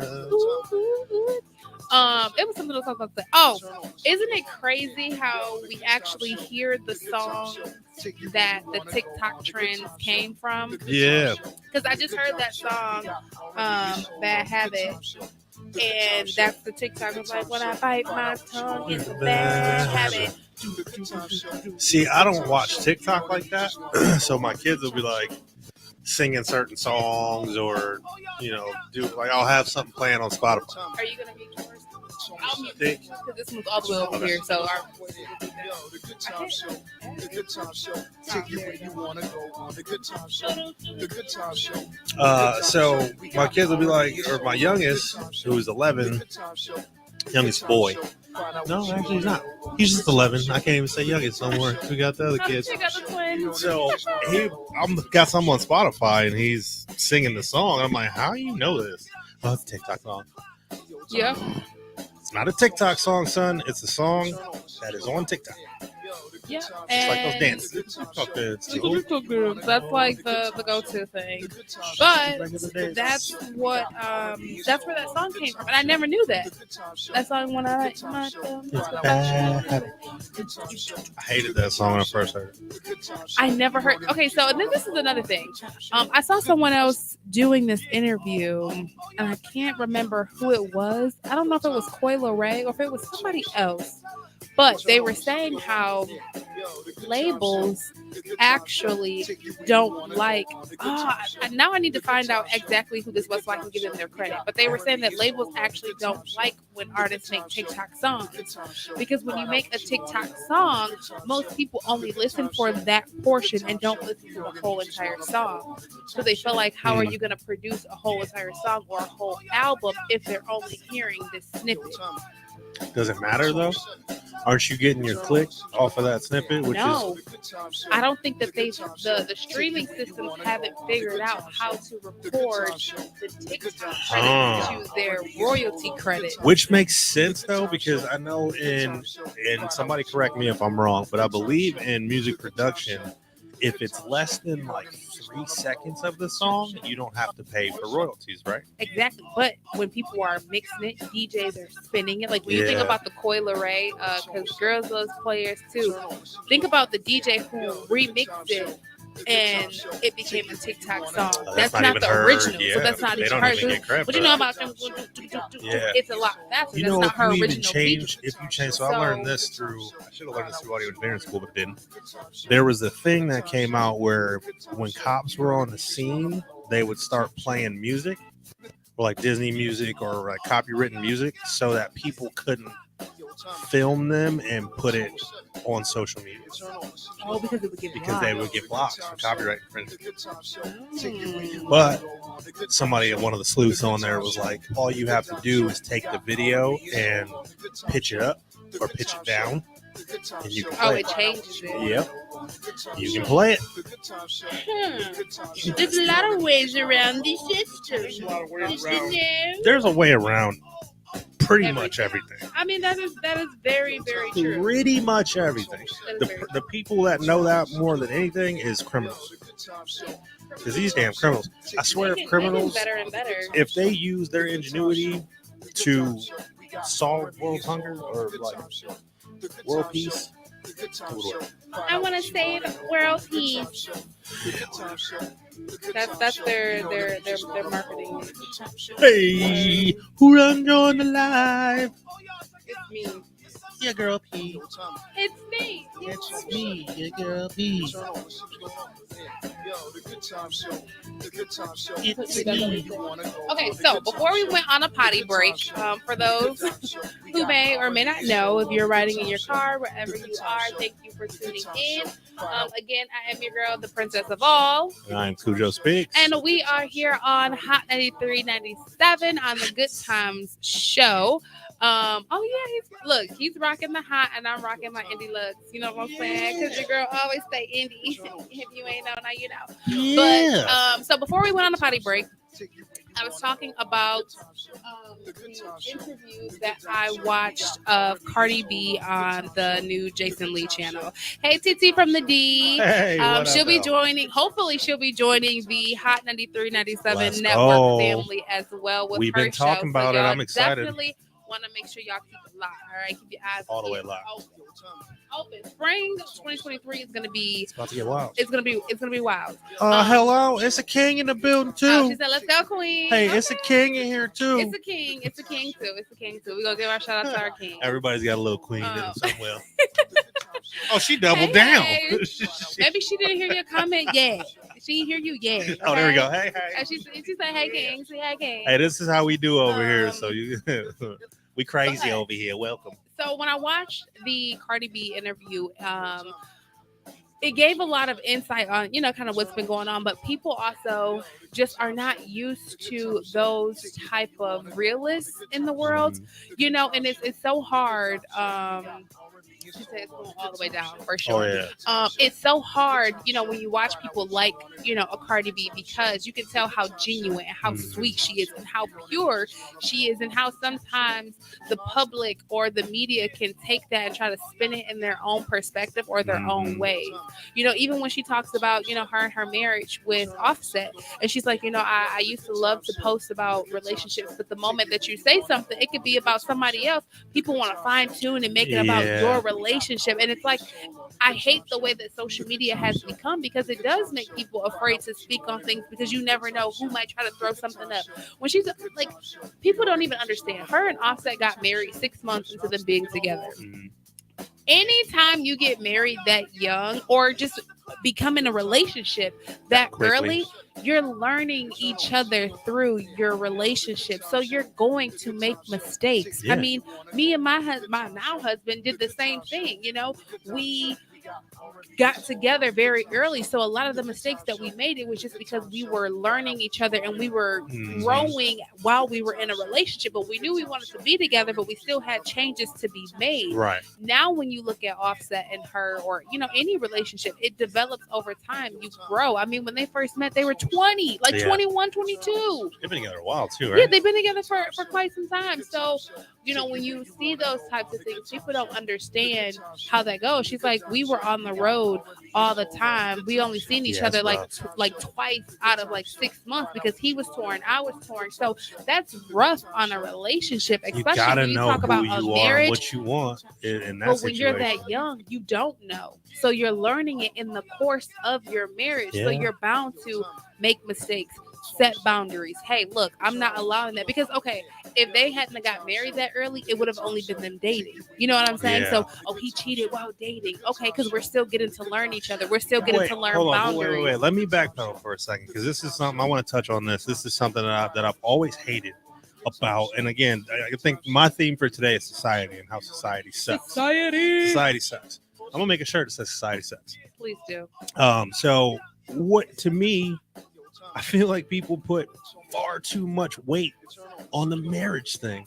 What's the difference between dating somebody and being married? Like, I get what you're saying. You were like, oh, they were just dating, they weren't married. But to me, it's no different. It's no different. I shouldn't respect or treat you any differently whether you have a ring on your finger or if I'm just your boyfriend, right? I still shouldn't cheat on you. I shouldn't beat you. I shouldn't yell at you. I shouldn't do. There's all these things I shouldn't do. Nothing changes once you get married, and I feel like in society, Besides that's the not piece of true. paper. Well, but in society, it's like, oh, but once we get married, oh, but now we're married, we can do da-da-da-da-da-da. I think it's just, I think the only thing that people use in the marriage, and it is a different feeling, because I will say it for myself from someone who was dating for a long time and then married. The only difference is knowing that, like, leaving this person is a lot more work than before. But so it's we doable. might as well. It's doable, but for me, it was more of I chose you. Like, Yeah. we're not like for me. I believe to death do us part. Okay. But let me tell you how bad that sucks though, because my wife and I both have prior marriage, and I believed that in my first marriage. Although I was young, I just got in the military. Yeah. She just, you know what I mean. She played me completely, but in my mind, it was that. It was, I don't care what happens. I decided you were my one, yada, yada, yada. And at the time, I was still decently religious too. So I'm like, I signed this paperwork before God, and I'm not going to lie to God. Yeah. I'm going to stay with you forever. And even after I found out she had cheated on me, when she deployed, I was at home. I got calls that she had cheated on me with my homeboy who told me he had my back. All this whole big thing. She accused me of cheating. This whole thing happened, right? And still, oh yeah. You would hear something real funny. I got pulled into the hospital to get an STD check because I had been identified as a sexual partner with someone who would pop positive. I had no idea who it could have been because I wasn't out there in the streets like that. I wasn't. I mean, it was fun. I'm handsome, but you know what I'm saying, I ain't get it like that. I walked into the waiting room, and who's in there? Her. Him. Ooh. Plot twist. But guess what? It wasn't from him. She cheated on him over there while she was married to me. So you double cheated. And I only know this because everybody that was there with her, that was homies with me, was literally writing me, calling me, or when I got home, you know what I'm saying, they was talking to me. So I think back in the day when divorce wasn't so easily accessible or it wasn't so common, the sanctity of marriage was different because people truly believed that once you tied that knot, it was untieable. Yeah. But now that isn't the way it is. And in society, it's so acceptable to get a divorce that there is no sanctity in marriage anymore. But I feel like it depends. I guess I get what you're saying. I But mean, I feel the like outlook, it depends. societal outlook of it. If you say you're getting a divorce today, like nobody's gonna be like, okay. oh no, don't do it. They're gonna be like, oh man, what happened? That sucks. Yeah. You'll get there's plenty of fish in the sea. You'll get another one. And I guess for me, that's the only thing that I say, like, that's what just makes a difference. Because a lot of people will say that they're getting a divorce because it's easy to say it. But how many people actually have the funds, the resources to actually do it? It's very expensive to divorce. It costs more money to divorce than it does to get married, but that's because they want it to be harder so that you will make it work. Not saying that every situation is the perfect situation, but I agree with you. If you're dating someone, why not date them like it's a marriage? Right. Why are you not dating someone to end in marriage? Facts. What is the purpose of dating and marriage is not the end game? I You're think wasting someone's time. That's how I scared off a bunch of women, I think, previous to finding my wife, because the second we start talking, Yeah. I want to talk to you and be around you all the time. Like we're getting married. Like, what's the like purpose? I want us to try to plan spending damn near every day together if we can. Yeah. You know what I'm saying? So that's a fact. That is a fact. That is why the woman who I married in the military married me. I didn't For know. security. Like when you're young and you get in the military, it's known that if you get married to somebody, whether you love them or not, you get paid more and you get to move off base. Yeah. So I was in love with her, but apparently she just wanted to move off base. Someone else said, Sebastian says, since divorce is so easy to do, people just divorce without trying to work on the marriage.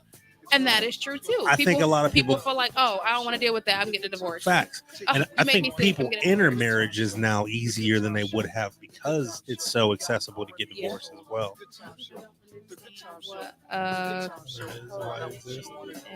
But you know what? I feel like that it just depends on, and that's why you broke her. I got an epiphany. That's why you have to know who you're marrying. Because during the dating process, if you date with the intentions of marrying, you will figure out if a person is marrying you for security. You will figure out if a person is marrying you for pure love. You will figure out if a person is marrying you for whatever reasons. And that's why you need to have those conversations and live with each other. And to me, when people get married after or move in after they get married, you need to live together first, because living together is a lot different That's than like living separately. Like not having sex until you get married. Yeah, That's a dangerous game. it's a big thing. You don't buy a car without test driving it.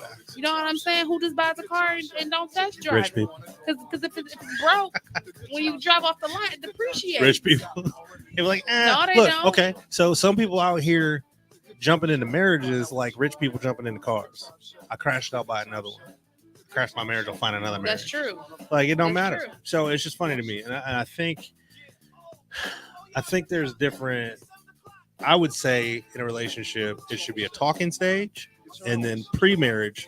No, ain't no talking. We ain't For dating. me, when I'm at my husband now, it was we met, we talked, we together. That's Because what I'm I saying. feel like that talking phase, it confuses and it throws up a lot of red flags. Because if we're quote unquote talking, do I talk to this person or do I not talk to this other person? Do I have my options? It's all about Can honesty. you mess with this person? Can you mess? It's about honesty. But who want to be dippling and dappling? So, in 4 or okay. 5 different things? Now, okay, Like, but this speaks to something else about society. Just because you're talking to somebody don't mean you got to be giving up the goods and doing it to everybody. But most You're getting to people know are. people, You're right? Because society says you should have this many partners. Hold on, wait. The Good Time Show. The Good Time Show. Find out what you want. Oh yeah, The Good Time Show. The Good Time Show. yeah. The Good Time Show. You know the music's one So now Okay. that speaks to something deeper though, because it doesn't matter. You never. I don't care what you say. You never truly know somebody. There's Okay, couples no, that were that's married true. 40 years that got divorced. That's true. I mean, but that's sad, but in those situations, we have to be honest. Mhm. A lot of times, we are blinded in love, and that's not the other person's fault. That's Fact. our fault, because there were signs, there were red flags from Yeah. families, from people around, from friends who you heard stories from previous exes, and we chose to look over, or we chose to not look into those red flag signs. There was childhood traumas that we overlooked, or there was things that he's done in the past that we overlooked, and we thought the benefit of the doubt.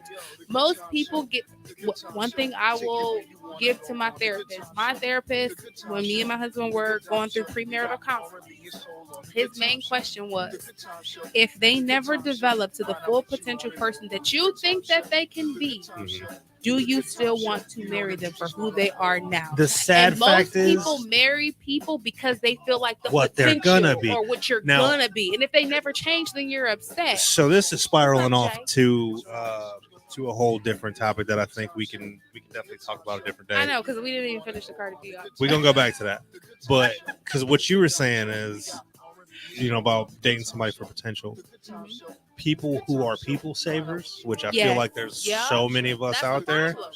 because you feel like who you are as a person should be able to make this person Turn into this person. who they claim they want to be. Da-da-da-da-da. But Yeah. here's the hugest part about, and I'm gonna from this point forward, you'll hear me go back to the recovery groups that I'm in and the things that I'm learning through those groups. Your journey is your journey. Your recovery is your recovery, and your life is your life. So in any situation in life, for anyone to try to change somebody or help them become the person that it is impossible. Yep. Okay. Not You gonna can happen. physically help them. You can change their environment. You can change their surroundings. You can change their status in life, but you'll never change their stars. No. And what I mean by that is who they are as a person and where they're going to end up is ultimately their decision. It's their life. You can't change anything about that. No more than you can change your own destiny. If you believe in destiny and fate, what's going to happen is going to happen no matter what, right? So that is twofold for them. So stop trying to make somebody who you want them to be. Go find the person that already is or is en route with or without you. And that's the thing that people don't realize. When you marry somebody, you're marrying them for the person that they are. You're learning to love who they are, not change them into who you are. And when I start making that understanding in my relationship and in my marriage, it saved us a lot of arguing.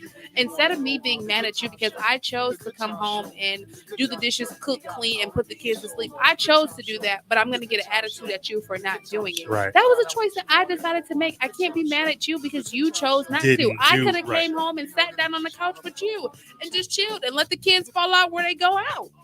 But I came home and I chose to do this. Right. So why am I going to get upset with you because your decision was different than mine? And I feel like once we start making those understandings internally, a lot of things will be easier. But we like you said, we try to change people or we try to predict who they're going to be, and that's not how it works. Titi from the D said, you just spoke on something so many people don't tap into, premarital counseling. Yes, it is very detrimental to any relationship or marriage. I truly agree.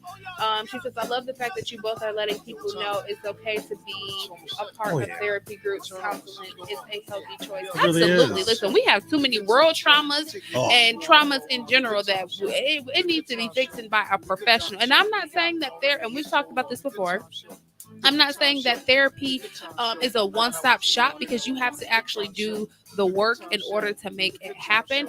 And sometimes you may have to go through 2, 3, 4 different therapists before you find the right one that fits for you. But I mean, if you go to a doctor who, misdiagnoses you, are you not going to get a second opinion? Right. If the doctor said that you got hepatitis APA, you going to go get a second opinion. So if you go to a therapist and they don't work for you, you go get a second opinion. Don't be afraid. It's not going to work on the first time. I mean, did your marriage work on the first time? Some did and some didn't. Right. So you just keep trying and not feeling bad that it didn't work. I think the big message really is about life in general is that the only thing that is finite, the only thing that is cemented, solid, and can't be changed for real is death. So until the day you die, you are constantly growing, you are constantly evolving, you're constantly changing. Even me, who is a self-proclaimed recluse now, if I decided to lock myself in my house and never left for the rest of my life, and I lived 50 years, I'm still going to be a drastically different person in 50 years. Oh, absolutely. Even if I never made contact with anybody. We're supposed to be. Sometimes people don't. No. Life will change you. Time? No. Okay. Don't get super general about certain people's actions that they don't change or they keep doing in a wide, vast form. Why? You as a human being. They gain weight from sitting in the house. You're a different person. Get out. If you're 15 pounds heavier than you, I don't want to hear weight gain as a different person. No, knock it off. Because mentally, if you gain 15 pounds, you can't tell me mentally you're not going to be a different person. You're going to be less comfortable. I know some fat people that's still the same people they was 20 years ago. But if they lost 100 pounds, without guarantee they'd be different. They'd be even more selfish, even more rude. Less, they were still selfish and rude. Now they just fat and selfish and rude. You just fat, selfish, and rude. I'm making that a shirt too. You just fat, selfish, and rude. I feel like good life experiences and people who truly want to change and evolve. People that don't want to change, Because change and if evolve. otherwise, why do we have so many miserable, mean, grouchy people in nursing homes? Evolution isn't voluntary. Evolution happens regardless if you want it to or Yeah, not. but you can grow old, but do you truly mature? Didn't say mature. I said change. Yeah, your body's gonna change, but mentally. You will. No, regardless of what you say or think. Anytime. Look, if I said, unless I said, well, no, even so, I can sit here and stare at this wall for 10 years. Mm-hmm. Never do anything. I don't listen to no music. I don't talk to nobody. I don't nothing. Mm-hmm. I will be a different human being 10 years Yeah, later. you're gonna be 10 years behind. Even and slow. I might be 10 You years. don't know no I might be more. 10 years ahead because I'm mentally enlightened now because I just did 10 years of solid meditation. Who knows? That's wrong. You don't That's know like that. people who go to jail and do 20 years and they come I'm out changed. still thinking I'm that different. the flip phone is popping and we still wearing 2 XXL clothes. The flip phone will always be popping. No. I don't care It's what always I don't black, care what but it ain't society popping. says. The flip phone will always be popping. No. Y'all know. Listen, y'all know what I'm saying. No, I get what you're I saying, know. but I know you do. in most I cases, feel you because there's a lot of Folks- people who to I your done seen point. some jailheads. To your point, you have to actively try hard Yes. not to change. And If some you're people still will fight being it. the same person, you're stubborn and you are being the same and never changing, it's because you like that whoever you are and you're forcing or that you're stagnation. afraid. A lot of people are afraid to Change is incredibly scary. Yeah, so they just stay themselves and just get angry instead of changing, or they see the world changing and they don't want to accept it. It's you a have control to be thing. accepting. That's a control thing. It's very much Because so a if I control control my environment, I control who I am, I control then I'll thing. never The be unknown lost. is very scary. It is. It is. But But hey, look, I've lived in a state of perpetual unknowingness for a very long time. me too. So I'm comfortable in the that deep whole end. not knowing if you're gonna get pregnant thing, I mean, it's real scary. How'd I know you was going to not knowing when a baby's just gonna pop up? It's very Not troubling. know, look, every month, every woman has that same. It don't matter if you're on. You ain't even having sex. If you can be a virgin, you can be on birth control, you can have your tubes tied, but every month, if she late, you like, oh You no, gonna get no, worried. oh Lord, Who did I hold hands Send me with this month? send me a text, let me know. Who looked me in my eyes this Let month? me know now. Oh Okay? no, Lord. God, text me. I'm holding. All right. Goodness gracious. Oh. Anyways, going back to the Cardi B interview. You need help. I love the fact that she just kind of. This is actually the first interview that she's done, probably, and I don't even know how long, because most of her interviews have been like promo runs or Yeah. just photo They ops just want type to of talk to things. her about the So her and Jason, takeoff. her and Jason Lee are actual friends. So Jason Lee just got a new show on Revo where he sits down and has talks. He interviewed Tiffany Haddish and stuff like that. But Cardi B was one of his first interview guests. And she talked about just her lawsuits with Takeoff and Offset and all those kinds of things. And for me, I pretty much already knew what she was going through. But for other people who did not, just to understand that these people are still human. No matter how much fame you think that they have, fame can drive someone crazy. And that's what she literally said. She said it was driving her crazy. All the blogs posting her all the time and talking about her all the time. She was like, she literally went to a place where like she couldn't take care of her daughter. She was depressed. Like she wanted to die. Like she had to go to therapy, because people don't understand when you're prying on someone's business and, their family's lives, because she chose this lifestyle, but her family and her friends didn't choose this lifestyle. So when it starts affecting the people around you and you don't want to be a burden to these people, or, she said that's why she ended up doing that lawsuit with that YouTuber, because they were posting fake stories. Not only were they just harassing her, but it was fake stories about her having herpes and her daughter having herpes. And she's like, now you have now you've people in gone her too far. schools, being like, oh, when you drop your daughter off, don't touch. Like now it's going more. They were making Yeah. stories up about her dad, saying that her dad was molesting people in the family, like all kinds of stuff. And now her dad is being harassed when he's out. Her aunt that's and her messy. sisters, like, you don't understand. People don't understand like how far to not go or boundaries. You know what I'm saying? Just because I chose this lifestyle again doesn't mean that my family did. So it's okay if you pick on me, but don't be picking on my family or other people who didn't choose to be out in the open. And even devil's advocate though, the way she portrayed herself and all the ish talking and all the ratchetness and all the but that was all only her. I understand that, but you still set yourself up for that hatred and for people to feel like they can treat you like that. But her biggest thing was, I don't care if you talk crap about me, but leave my family out of it. And I mean, I completely agree. I mean, that's just like if I apply for a job at Target or Walmart, that's my job. But you don't go hound and contact my family. Hey, I asked what aisle was the booty hole cream on. Ask your cousin. Ask your auntie. What aisle is the bacon grease on? Like they don't work at Target. You know what I'm saying? But when you Next put it in that time perspective, I go to a restaurant and they mess my food up, the chef's mama is getting an email. You don't ask the chef, why did your wife not help you cook this food? You know what I'm saying? They in the drive-thru, she took down your order. Go get your daughter. Why didn't you take my order properly? But when we look at it in the entertainment spotlight, we don't think of it in that perspective. That's their job. So they signed up for this job. They have an active Social Security number, not the rest of their family. And I completely agree with that because that's why what's her name? Halle Berry tried to file that law that the paparazzis couldn't jump out of the bushes and take pictures of their kids at schools because you start a whole other like PTSD thing for the kids. It's a safety issue. When you think about Britney Spears when she was spazzing out, because it's a safety issue. Okay, now let me go back to now since we're talking about paparazzi. Society. No, well, yeah. Because society and the consumers of our world love that stuff. So not only like paparazzi shouldn't be a job. It shouldn't.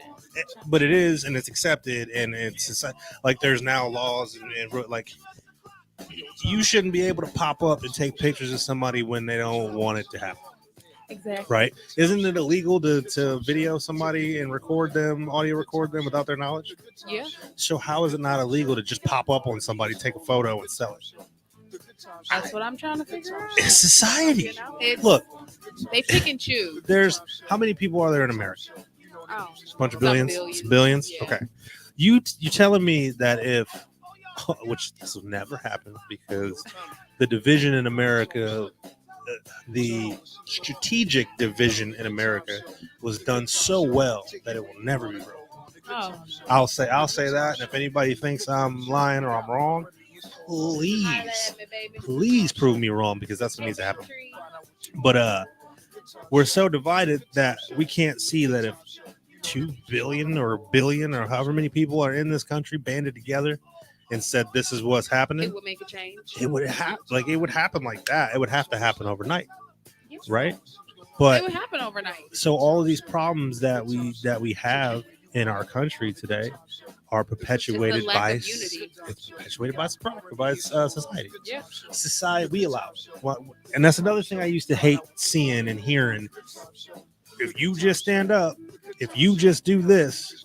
If we all just individually decide and stand up and do X, Y, and Z things will change. Because everybody has that mindset of, I'm just one person. Just poor little old me can't change a thing. But if millions of poor little old me's got together.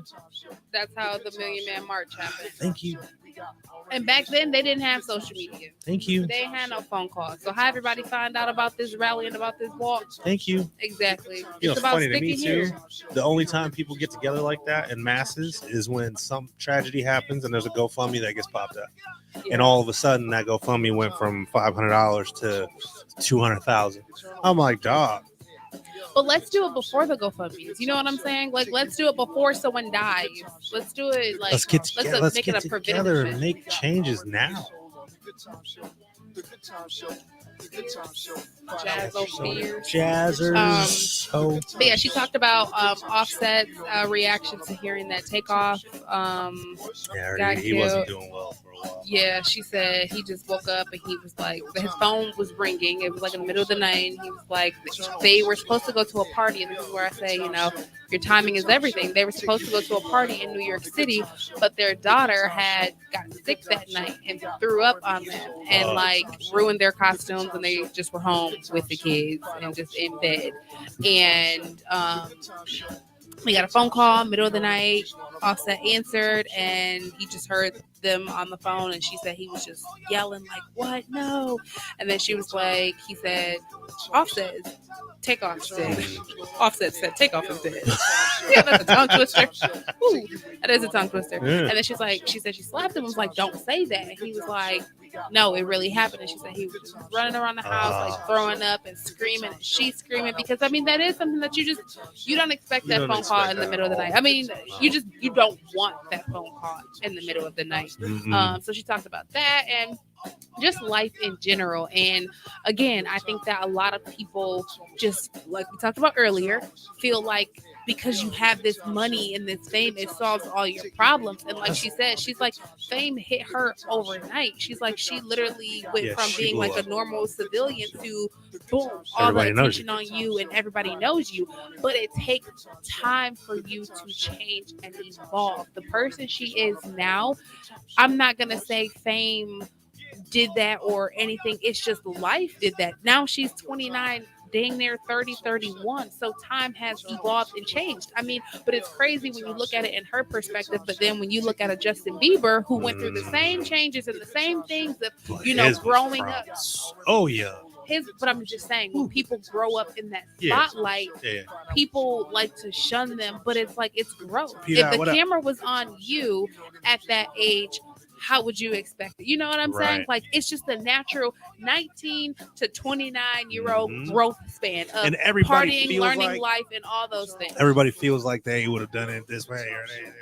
Listen, trust me on this when I tell you, you don't know how you react in any situation until that situation pops up. Thank you. Because I've been in a lot of situations that I previously thought about and thought of how I would handle those situations, and none of them worked out the way I thought. My thought process now is completely different than when I was at 21. Even what she is on probation for right now, to a certain extent, I could not fault her for that situation because at the age that she was at, coming from the environment that she came from, making that decision is a normal decision. You mess with my man, you claiming this, I'm gonna have somebody jump you at the club. That's a hood go-to thing. Not saying that it's right. You usually don't catch a charge for it. Exactly. You normally don't catch a charge for it. She's Cardi B. But she's Cardi B, so she caught a charge for it. But her growth now, she understands, okay, I made that decision out of being young, dumb, irrational, thinking quickly, not thinking all the way through. So she's on probation right now or doing community service for something she did when she was younger. But you have to take the time to grow and learn that. Even as far as Offset or just men or just boys in general, learning the difference between being a young man, being an actual man, being a grown man, being responsible, learning the worth of your body and, you know, how to treat a woman or, you know, how to change. All those things matter. People cannot tell me if you are in that perspective and in that industry, girls flocking, sneaking into your hotel rooms, sending you pictures. You got access to this chick and that chick. You can't tell me that anybody won't be tempted. You know what I'm saying? Like, you're getting booty and money in your DMs all day. You cannot tell me that I would never do that. You're lying. I guarantee you're lying. That puts a whole different pressure on you. That if the average man in the inner city cheats, and that's just with the regular women that's around him. You're right. If you are on the label and you are around millions of women, I'm sorry, you cannot tell me that and you're not tempted. You have a team full of people who will lie and cover things up for you to the end. You got brodies who gonna be wingman, and you gotta play wingman through your brodies. Like, that's why. And maybe this could trickle down to another show, because I am not for when you're married and when you're in a relationship. I'm not for girls trips. I don't agree with him. And I want to make, you know what? We're gonna make this a topic. Maybe sometime next week or this week. I don't know. But I feel like if you are married or in a relationship, you can do couples trips, and then the girls can go out and do their thing, and the men go out and do their thing. But just doing a girls' vacation without a man, like your man in general, with a bunch of single women, Where are you or going, like though? when girls are going to Miami or the Bahamas and all these going types to of like trips, resorts like, and beaches and being half I don't naked, agree cool. with it. Like if you go to a cabin with the homegirls and it's just y'all for the weekend, cool. Or but like, still, at the end of the day, I don't want it in my night in a room full of but chicks. that's you though. I mean, Some women have that camaraderie where they just want it to be the girls for the weekend. And when it's time to go to sleep, I'm gonna take this pajamas 2-hour ride back home, y'all. I love y'all.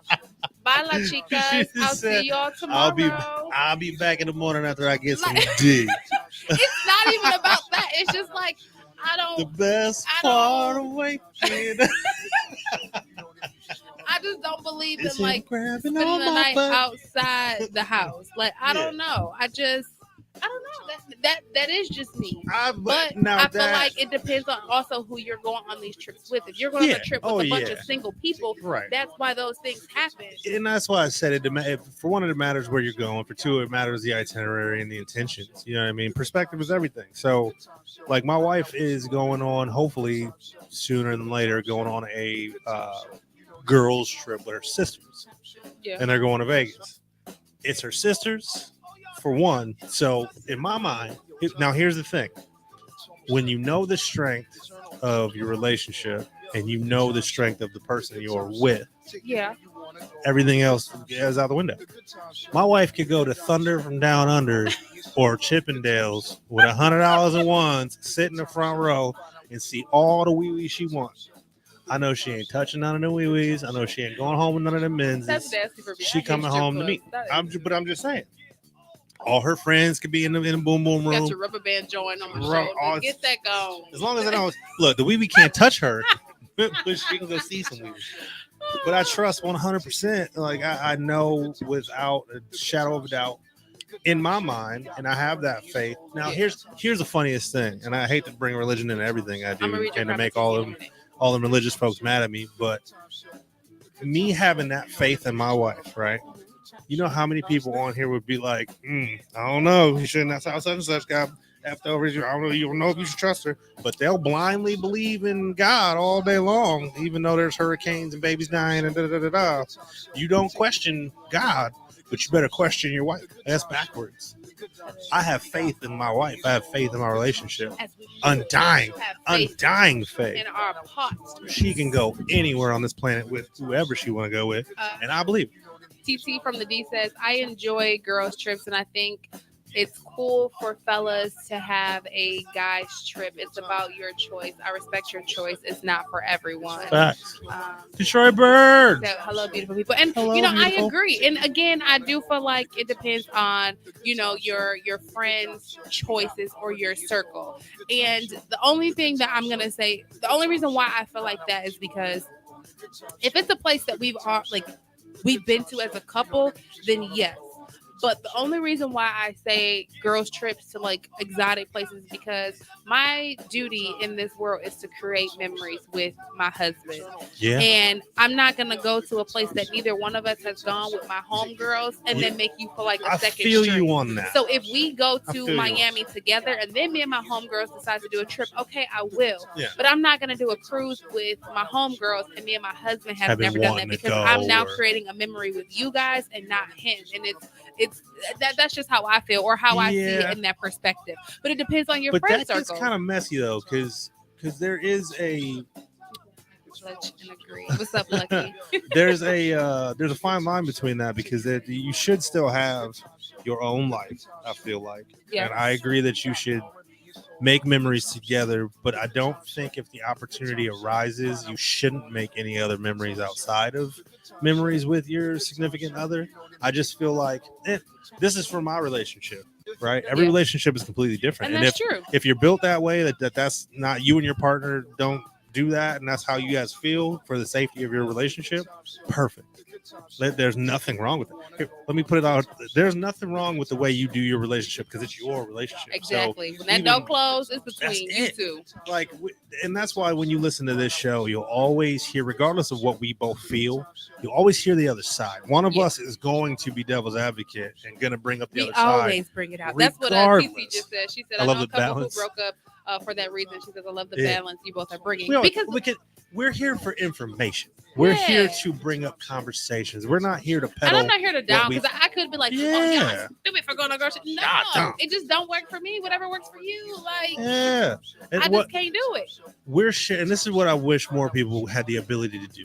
Share your life, right? Share your experiences. I can't sing that. Jay would be mad. Like him. Oh, no. We got to blank that out. Like if this was other radio stations, we'd have a 7-second delay and I would have had time to bleep that. But we're just telling you how we feel. And we're trying to represent, as media, as radio, as media, I think the burden of our job is to represent masses of people, right? So me just telling my opinion on something and passing that off as knowledge is a detriment to people that also feel a certain way but aren't on this platform. So because I am well versed in a lot of different people's journeys, and I've had experiences with a lot of people and deep talks with a lot of people about how they operate through life, I have a wealth of knowledge on different ways things have been done. So I'm going to present those ways because as many times as we've seen on these comments and I feel that way and I feel this way and like that's what the show's about. Everybody is entitled to their own opinion. Everybody has a butthole to use. Okay. So I'm gonna allow everyone to use their butthole freely. Whether you want to pop it, drop it, whatever you choose your to butthole do. However you want to. You choose. If you want to finger pop it, that's cool. It's your butthole. Use it. I'm not gonna judge you. I'm making you a shirt. Because it's your butthole. Because I feel like opinions are like buttholes. Everybody has one, and they all stink. Exactly. So I'm gonna let you. I'm gonna let you fly yours. The butthole part. I'm gonna let you. Free yours because again, like you said. Everybody's perspective of how they see life differently. And don't get me wrong, if it's a work purpose, absolutely. If you got to fly here and fly there and that's your job, then that's outside the point. Because there has been times that I've had to travel and do work without my husband or my kids. And yes, it does make the heart grow fonder. Yes, you do miss each other and it gives you that space that you need. But at the end of the night, I'm still talking to him every single night. You know what I'm saying? So I'd rather you be here. Now I kind of try to incorporate my work trips with my family. So I'll bring my kids, we'll, get a house and we'll stay there for a couple of times while I'm working because I want that. But that's just me. My family and my friends are my husband and my kids. I don't have a lot of people that I hang with outside of my friends and family. So I feel like it depends. I feel like it depends on your situation. Now, people who are single and they're young couples and they may not have that family type of dynamic, it may work for them. People who are older, I mean, it may work for them. I mean, one of my aunt and uncles, they all do trips together. And I get it, and I totally get it. I think your view of this is more of a protective view, protecting people's relationships from possibly going awry, because that is one of the situations that happen. But I'll bring it back to. You got to play wingman, we was and you got weak because you was playing wingman, and now you got a wing ding dinner because you didn't. I'm gonna take it all the way back to how I always talk about self-responsibility, self-awareness, and it's all about who you are as a person. Okay, this is one of the things that people always say in relationships. That's Pep. What up, Pep? Always say in relationships that I hate. I trust you. I just don't trust these girls. That makes no sense to me. Listen, in every relationship, you got to be solid in who you are. That person has to be solid in who they are. And you two together have to decide, are we one or are we two people that are hooking up and claiming to be in a relationship? Exactly. Because most of the time, I think that's what ruins everything is the sex aspect. I need to choose if I'm gonna have an inmate number or not. Facts. I don't want to be tiptoeing around with somebody who's gonna make me inmate 2, 8, 5, 6, I ain't 7. doing none of that. I'm not doing it. I already told my wife. Don't push me. Don't. No, I'm not doing it. I told my wife already. She knows. I've lived in my car plenty of times. So if you don't want me, please let me know before I find out some other, because I will just dip. I'll be Well, gone. yeah. TT said communication is key. If that man/woman communicate and chose to be honest and open, things will be less complicated. Not Oh, a yeah. ding dinner. Yo, Smokey Joe, she said, "Come on, sir, you stating facts from the male perspective." Always. An inmate number. Okay, she said, "Wait, not an inmate number. No, inmate number for real." But TT, I also want to say, communication is good, but comprehension is better, because if Yeah. I'm telling you, hey, call me when you get here, or call me and check in, do you comprehend that I just want to make sure that you're okay? Because a lot of people won't be listening, and then if you don't call, then now I get an attitude because you didn't call me when I asked you to, because I'm just trying to get your safety, and now there's an argument. Now we're mad. Now we're There's not on deeper, good terms. and there's And deeper. now you about to go cheat because I said that your feet stink because you didn't call me. But there's deeper meanings behind it. So just like, okay, perfect time for a story time. This is how the start of my first marriage falling apart was kind of over. Well, I don't know. It was over because this. The way you described her. No. Okay, that's No, a no. pussy right there. She is a hussy. Like, Definitely hussy. But I didn't know that at this point. So I'm TDY, which is called temporary duty. When you're in the military, you go TDY to certain bases and work for however much time. TDI, not STD. Facts. So I went to Vegas for like a month and a half. And yes, I believe in love languages. I went to Vegas for a month and a half, and it was Super Bowl. So my wife at the time was so jealous and overbearing that we took text messages off our phones. Like, Wait. deleted text messaging off of our plans. Keep in mind, this is back in 2007. This is 2007, What right? y'all doing? Only calling? So we had a certain amount of minutes because the only person I'm supposed to be talking to is her. Oh, And girl. took the text messages off because she's overseas, so she can't text me. So, and I'm thinking like, okay, whatever. That's my wife. That's what she wants. That's what's going to make her secure. Fine with that. So I go out looking for this Super Bowl party, and it just so happened to be one of the females in the shop that was setting up the party. So I'm trying to call and talk to her, and you know what I mean, trying to figure out where they're at. And my ex-wife calls me from, when you're overseas, you call and it pings like whatever towers. And so the number came from like South Carolina. So I'm thinking it's one of the people from the shop trying to tell me where they're at on the strip. Right. And it's Super Bowl. It's loud, middle of the day in Vegas. And I answered, and I was like, hello? And she was like, hey. And I was like, hey, who is this? She was like, what the you mean, who is this? What you got calling you? And that was the beginning of the end. Because she thought I had all kinds of women calling me and I was trying to do something. So it's all perspective, right? Even though she was super wrong, and where she was coming from was a place of guilt because she was the one That was creeping. doing the and creeping. cheating. It's all about perspective. So It is about perspective. if you're in a relationship where you would not want your significant other to go out and do those things, first of all, figure out why that is something you wouldn't want. It's a you thing. Exactly.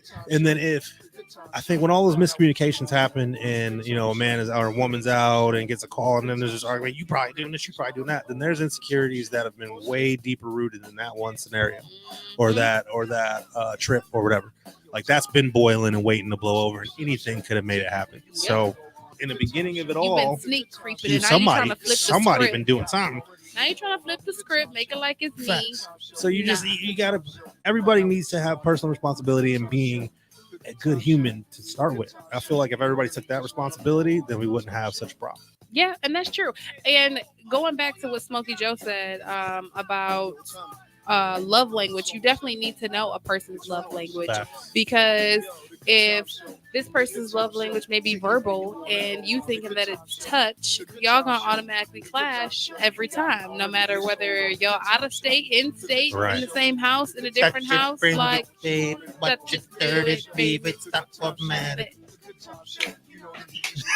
sorry, I did that cheer. I feel when like anytime from now on, if we remember, anytime somebody says the word touch, we gotta do that. Yeah. Or do we have to do Omarion? Do touch. See, like, either one. It depends on whoever starts it. That's we true. do whatever one. That's true. Whichever So one if you that pops in the. Okay, we got it. All right, we gotta do it. People gonna be so They're gonna be like, confused. what is going on there? Hell. But again, I feel like, especially with relationships, it's to each his own. But at the same time, it depends, and it only starts with yourself. The one thing that I do like that Will Smith said, I don't like everything else Will did and said. The one small thing I liked from his statement was Before we keep let- my my wife's name. I was just kidding. But he said nobody can single-handedly make you happy besides yourself, and that is true. So if you're not happy within, you really cannot be happy or make your mate happy, no matter how much you want to. And that goes back to, if you look at the Twitch situation and everybody else's situation, you, like we said earlier, you can't overly love people. You can't wish that their potential will get better and go off of that. And that's where a lot of problems happen, right? We get with someone who 100%. By Dr. Gray Chapman, and then she said we are responsible for our own happiness. 100%. Absolutely, because no matter how we get into these relationships, and that's why I say we have to take accountability for the decisions and the things that we allow Every to time. happen in those relationships. We cannot blame the other person, because the only person that can allow this person to do that to us you. is us. So getting into these relationships, okay, if they're cheating in the beginning and they're cheating in the middle, does that mean that they're always going to be a cheater? No, but it's up to you to decide, okay, am I going to see where this goes or not? Because if he never changes, then you can't blame him, because he showed you who he was when you first met. Right. He changed and it made it worthwhile, but that doesn't mean that he necessarily has to, because this is the phase that he was in when you met him. Right. Not saying that he'll forever be in that phase, or not saying that he'll ever get out of that phase. But again, you have to make that decision to say, okay, are we doing it? There's a lot of people who are like, oh, I want my mate's first child to be my first child. A lot of people don't want to co-parent because co-parenting can be hard. It's very But hard. if you decide to co-parent, you can't get mad at that other person, because this is something that you signed up for or that you allowed to happen. So a lot of times in relationships, we got to stop looking at everybody else's relationships, or, trying to pan or be like other people, and just truly pay attention to what we're allowing. And we have to self-heal, because we'll be like, oh, people should go on couples trips because that's the new thing. Yeah, I've seen people go on couples trips and the couples end up being cheaters, like with each other, like Swingers? sneaking in. No, not swinging. Oh, just cheating down with low, like, and trying to make it like, oh, we're on a double date, but really you just wanted to hang out with this We man. had a And scenario, like, my wife and I had a scenario like that, which it was weird. They came to our house to kick it. It was a friend of mine, and him and his girl were into that, and they were open about it too. Like, not super open about it, see that happen, but kind of open about it. Like, they were like, what are you guys doing after this? You want to go to the bathroom? We were like, no. what the? in any event, I think with all these things we're talking about, and again, this just may be me getting into a different stage of life where I just don't accept anything anymore besides you did it. It's your fault. Yeah. You know what I mean? I think if you start, and not obviously not everything that happens to you is your fault. And I'm not telling you to beat yourself up, but I know. So from being an audio engineer, I got really used to troubleshooting, right? And when you troubleshoot, you have to start at the source and then work backwards. Mm-hmm.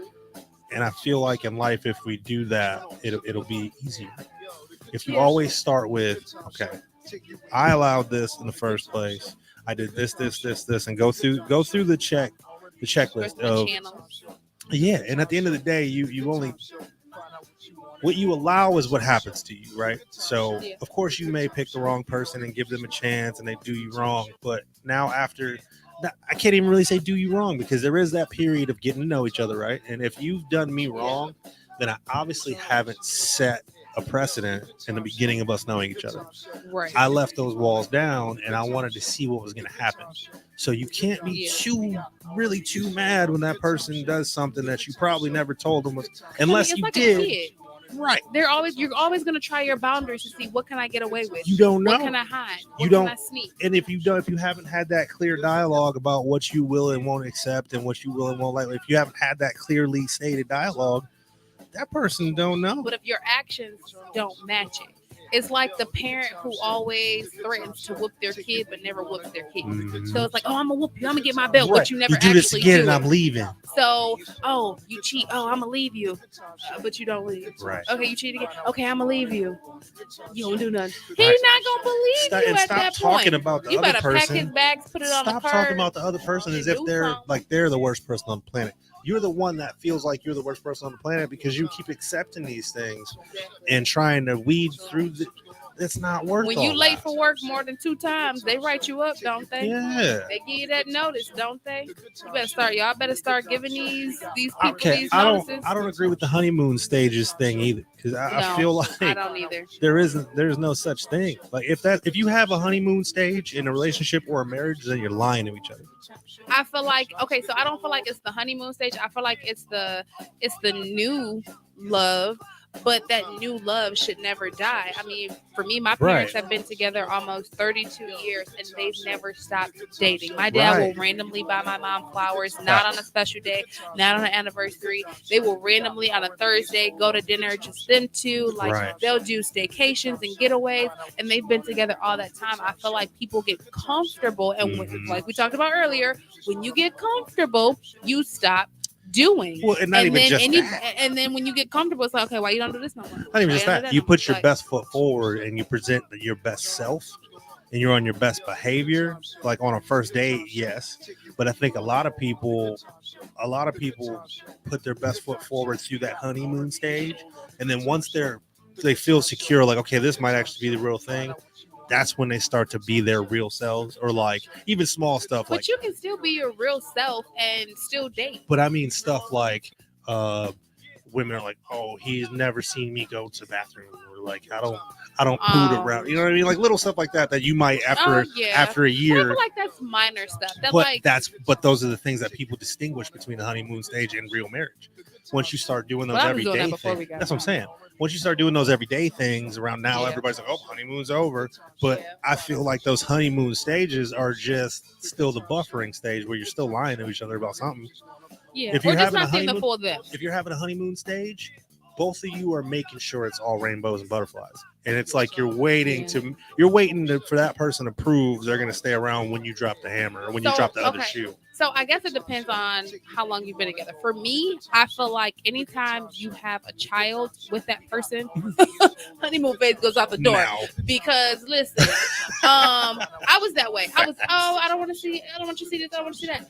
But until I gave birth and I had a C-section, I had no choice for you to see me cut look open. at all of I this. had no choice for you to help me go poop and get up because I can't physically Yeah. hold myself up. So our honeymoon phase was cut wrench. So I think it depends. What did she say?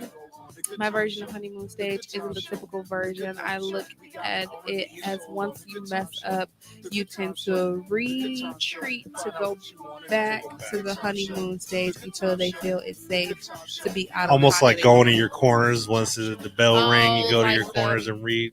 But see, okay, and allow me to, and this is when you're going to see the real version of this show. Just because our listeners are saying something doesn't mean we're going to agree with it. And this is, I feel like these conversations and these opposing points of views are what propels us forward. So Exactly. I feel like the honeymoon stage and what you're talking about and what you're describing is a part of that societal blend that I hate, because that to me doesn't make sense. If we're retreating away from each other, what are we doing? Are we going back and talking to ourselves about what we're not going to show you from now on, or what you just lost?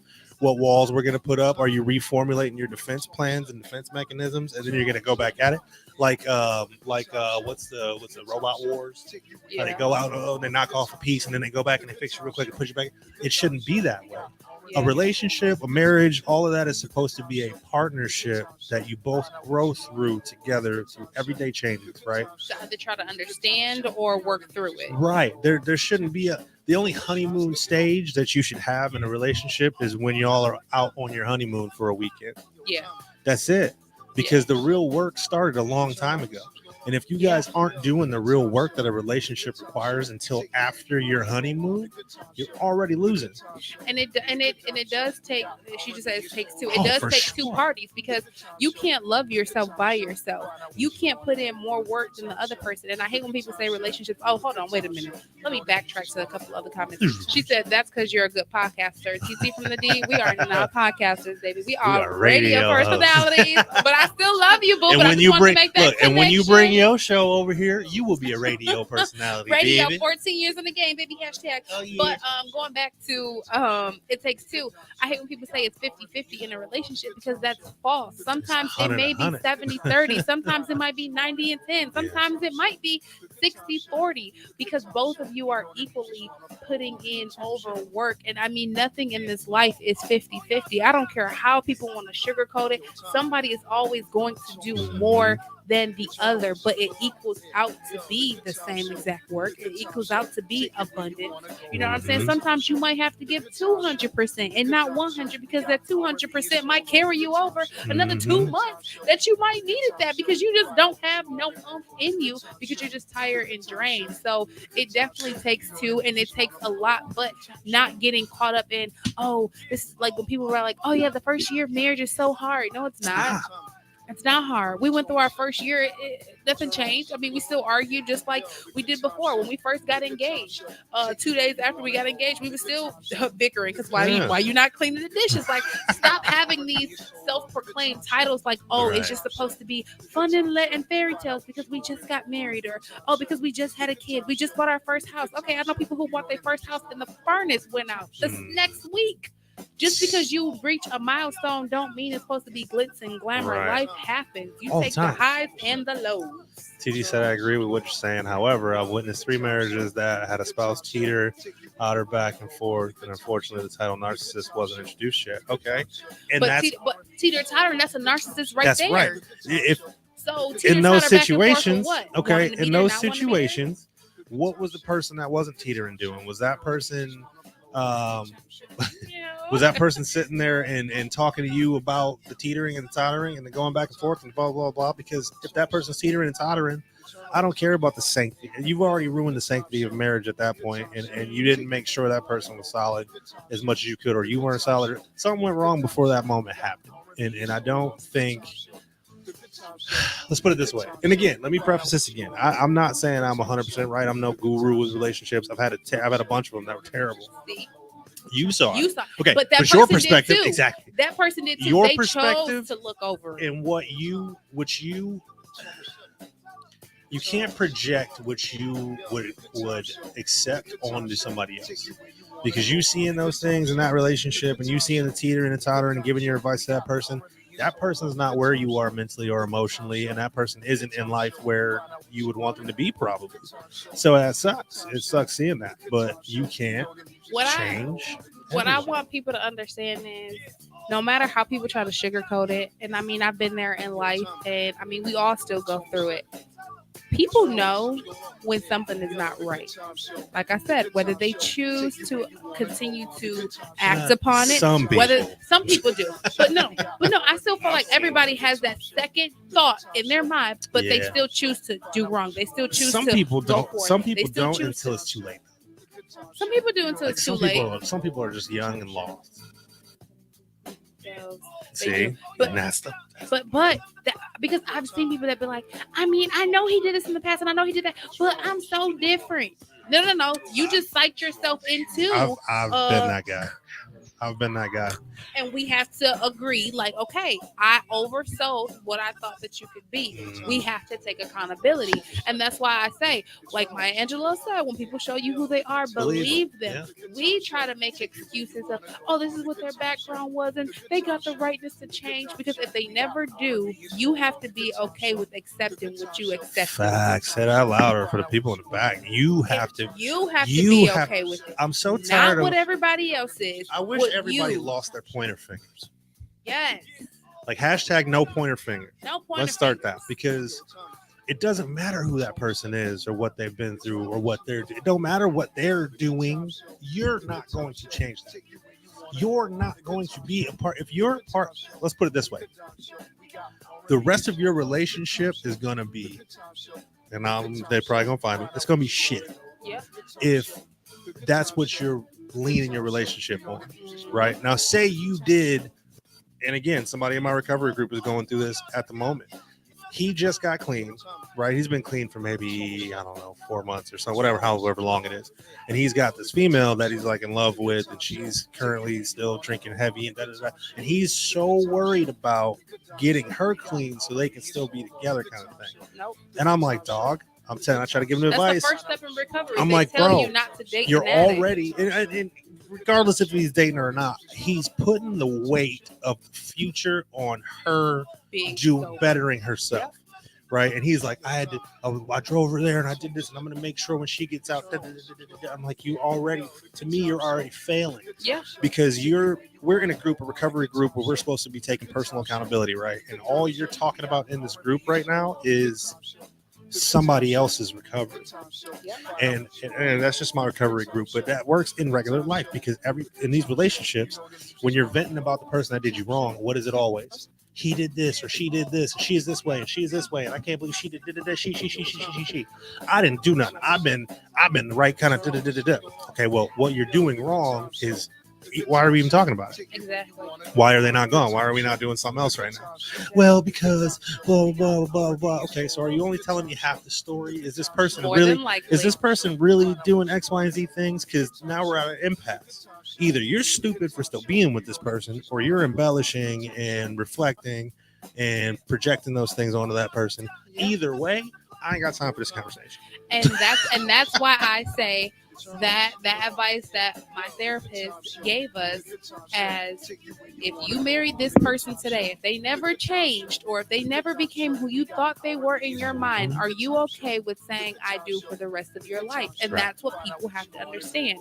If this person never changes, let's just say a couple who, they knew that they couldn't have kids, and then they get together and their whole relationship is based upon us having kids.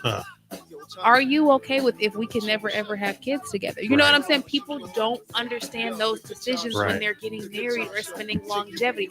Are you okay with the way that this is right now? If it never went up, or if it never went down, even for businesses, education, whatever it is in your life, are you okay with if you never succeeded and weren't higher than here? Are you okay with if your finances never went here or more than there? Are you okay with that? Can you live with that? If so, kudos to you. If not, what are you going to change? Are you going to drop? You going to drop that person? Or Exactly. That's the scary part about marriage these days. Because if it's not what you expected, I'll leave names out of it. But I have a very close friend group, couple that I know that got divorced the first time. They got married again, but they got divorced because one party was in a depression and the other one couldn't handle their depression and was like, I didn't sign up for this. I don't want to do this anymore. And dipped. So why'd you get remarried? Because they went through all this whole years of one of them had a significant other outside of that person and they were divorced, but like this whole messy thing. But then they figured out that they wanted to be together still, and it worked out, and they're happy this time. But I'm just like, yeah, as far as I know, as far as I've seen, and I'm in their life, and I would say, yeah, I think they're very happy. I'm very happy it worked out. My thing is, okay, why'd you have to get divorced to go through that? Because it was the one party's fault that they just decided they didn't want to do it anymore. And that's what I'm saying. Like, and for me, that's why I feel like, why get divorced if you're only going to get remarried? Because you don't know the future. You have no idea. You weather through the storm. Oh, look, my wife knows, and I think the reason why me and my wife even got married was because we are a lot alike in a lot of ways, and we were very accelerated when we met. I think the first night we met and started talking, I got kids, I got this happened, this is happening, like talked about a lot of stuff. I think we moved in together after 2 months. We got married. I think it was over a year, maybe a year together, less than a year. I don't know, 6 months. I don't know how long it was, but it was quick. But we had gone through all of the talking, all of the figuring things. Like we did all of that ASAP. We didn't have time. She has 5 kids. I had one back here. Yeah. You know what I'm Are we saying? doing this or no? That's basically what it was. Like, look, I ain't got Bye, time. what we doing? We I ain't not got wasting time no for the time. BS. I ain't got time for the none of that. Like, this is what's up. And This I is feel who I like am. Who are you? more people should do that. But also with doing that, you know, like you said, doing a deep dive. When you talk to people, people will tell you about themselves, but you just have to listen. Sometimes we have to listen more and talk less. And I've learned that, you know, in my older years, you know what I'm saying? Because people will talk in circles. Mhm. You can hear a person, you can hear a liar. Maybe that's just me because my experience, I've been No, through it. I met a lot of people. A lot But of you can people don't listen. you can hear the circles and the loopholes. Oh yeah, because my man did this, my man's man. Okay, that means that he's never really done anything himself. He's always relied on other people. Okay, keep on talking. Yeah, because you know my cousin and them. Okay, you can't be alone. Yeah, I'm going to hang out with this person and that person. I'm going to do this. I'm going to do this. Okay, you have insecurity. Why can't you be alone and sit at home? Those type of things we have to. We gotta look into those. That's what we You be know on. what I'm saying? Like that's what we be on. But people just be like, oh, he love to be out. No, he love to be out because there's some problems. He can't stand or sit in a room. Oh, he hopping from job to job to job to job. Okay, so can he not take authorities, or can he not take people? Like why are you hopping from job to job? Why can't you stay at one position? So we have to look at all those little bitty things, but people just blow past them and be like, he got a lot of jobs, and he said don't take pictures of him and post it on the internet. He's a hustler. He's a go-getter. Man, I want to marry him and have 4 babies. Get out. And ride a plane. Ride a plane. Ride a plane. Thanks, Kanye. That's the biggest thing too. So to go back to all of this, what we're talking about, all my bills. I feel like society sets up all of these things to fail. Yeah. So, you know, because of like, Instagram, if he don't decorate a hotel right, with balloons and flowers and rose petals on Valentine's Day, that means he is not my man, and he does that and then cheats the next day. Where does that make sense? I think that's another process that we should go through. We We should write a book. We should write a book called The Socially Accepted. And have all of the faux pas, have the stereotypes, have things that are accepted in society that shouldn't be. Because I think if we wrote a book like that and people were able to read the things that are innately accepted in society and look at how it looks on paper, like, wait a minute, that don't look right. Like, yeah, that's what y'all are accepting. They're not going to read it if it's not on TikTok or Instagram. Well, I'll do an entire TikTok 15 seconds at a time and read y'all this entire book. Don't you love how people are like, if it's not on TikTok, it's not real? Get out. Social media. Look, society. The sad thing is the society of our generation today is all ran on TikTok and social media. And the youngins. And like I said earlier, I just named a few: Dub Smash, Vine, and Clubhouse. Where they at? Yeah. Where they at? And that wasn't even maybe 10 years ago that those things existed? Maybe even 6. Clubhouse just started like 2 years ago, 3 years ago. Yeah, you had to get invite only. It was so popping. It was so huge. For so popping. Dub Smash. You had to do the voiceovers and all of that. Yep. Mm-hmm. Yeah. Man. Look at it now. Anyways, y'all. I can't believe it's time for us to go already. Right. Like, I feel like there's still so much more that we can unpack, and we are going to continue to unpack. Yeah. But what's the date today? Today is the 23rd. Okay, so in 4 days, I will be doing my Get to Know Cujo. Oh yes, he will. I'm gonna make a flyer. Okay, the Soul Bar Lounge. Yeah. The Soul Bar Lounge. Yeah. I'm super excited for that to air. I'm gonna be tuning in. I hope y'all tune in too. He's gonna be doing it on his IG. I will do it on my page. IG, and I'm going to do it live. This very first time, it'll just be something new. So I'm gonna hop on there. I'm gonna go live. Are you doing 30 or an hour?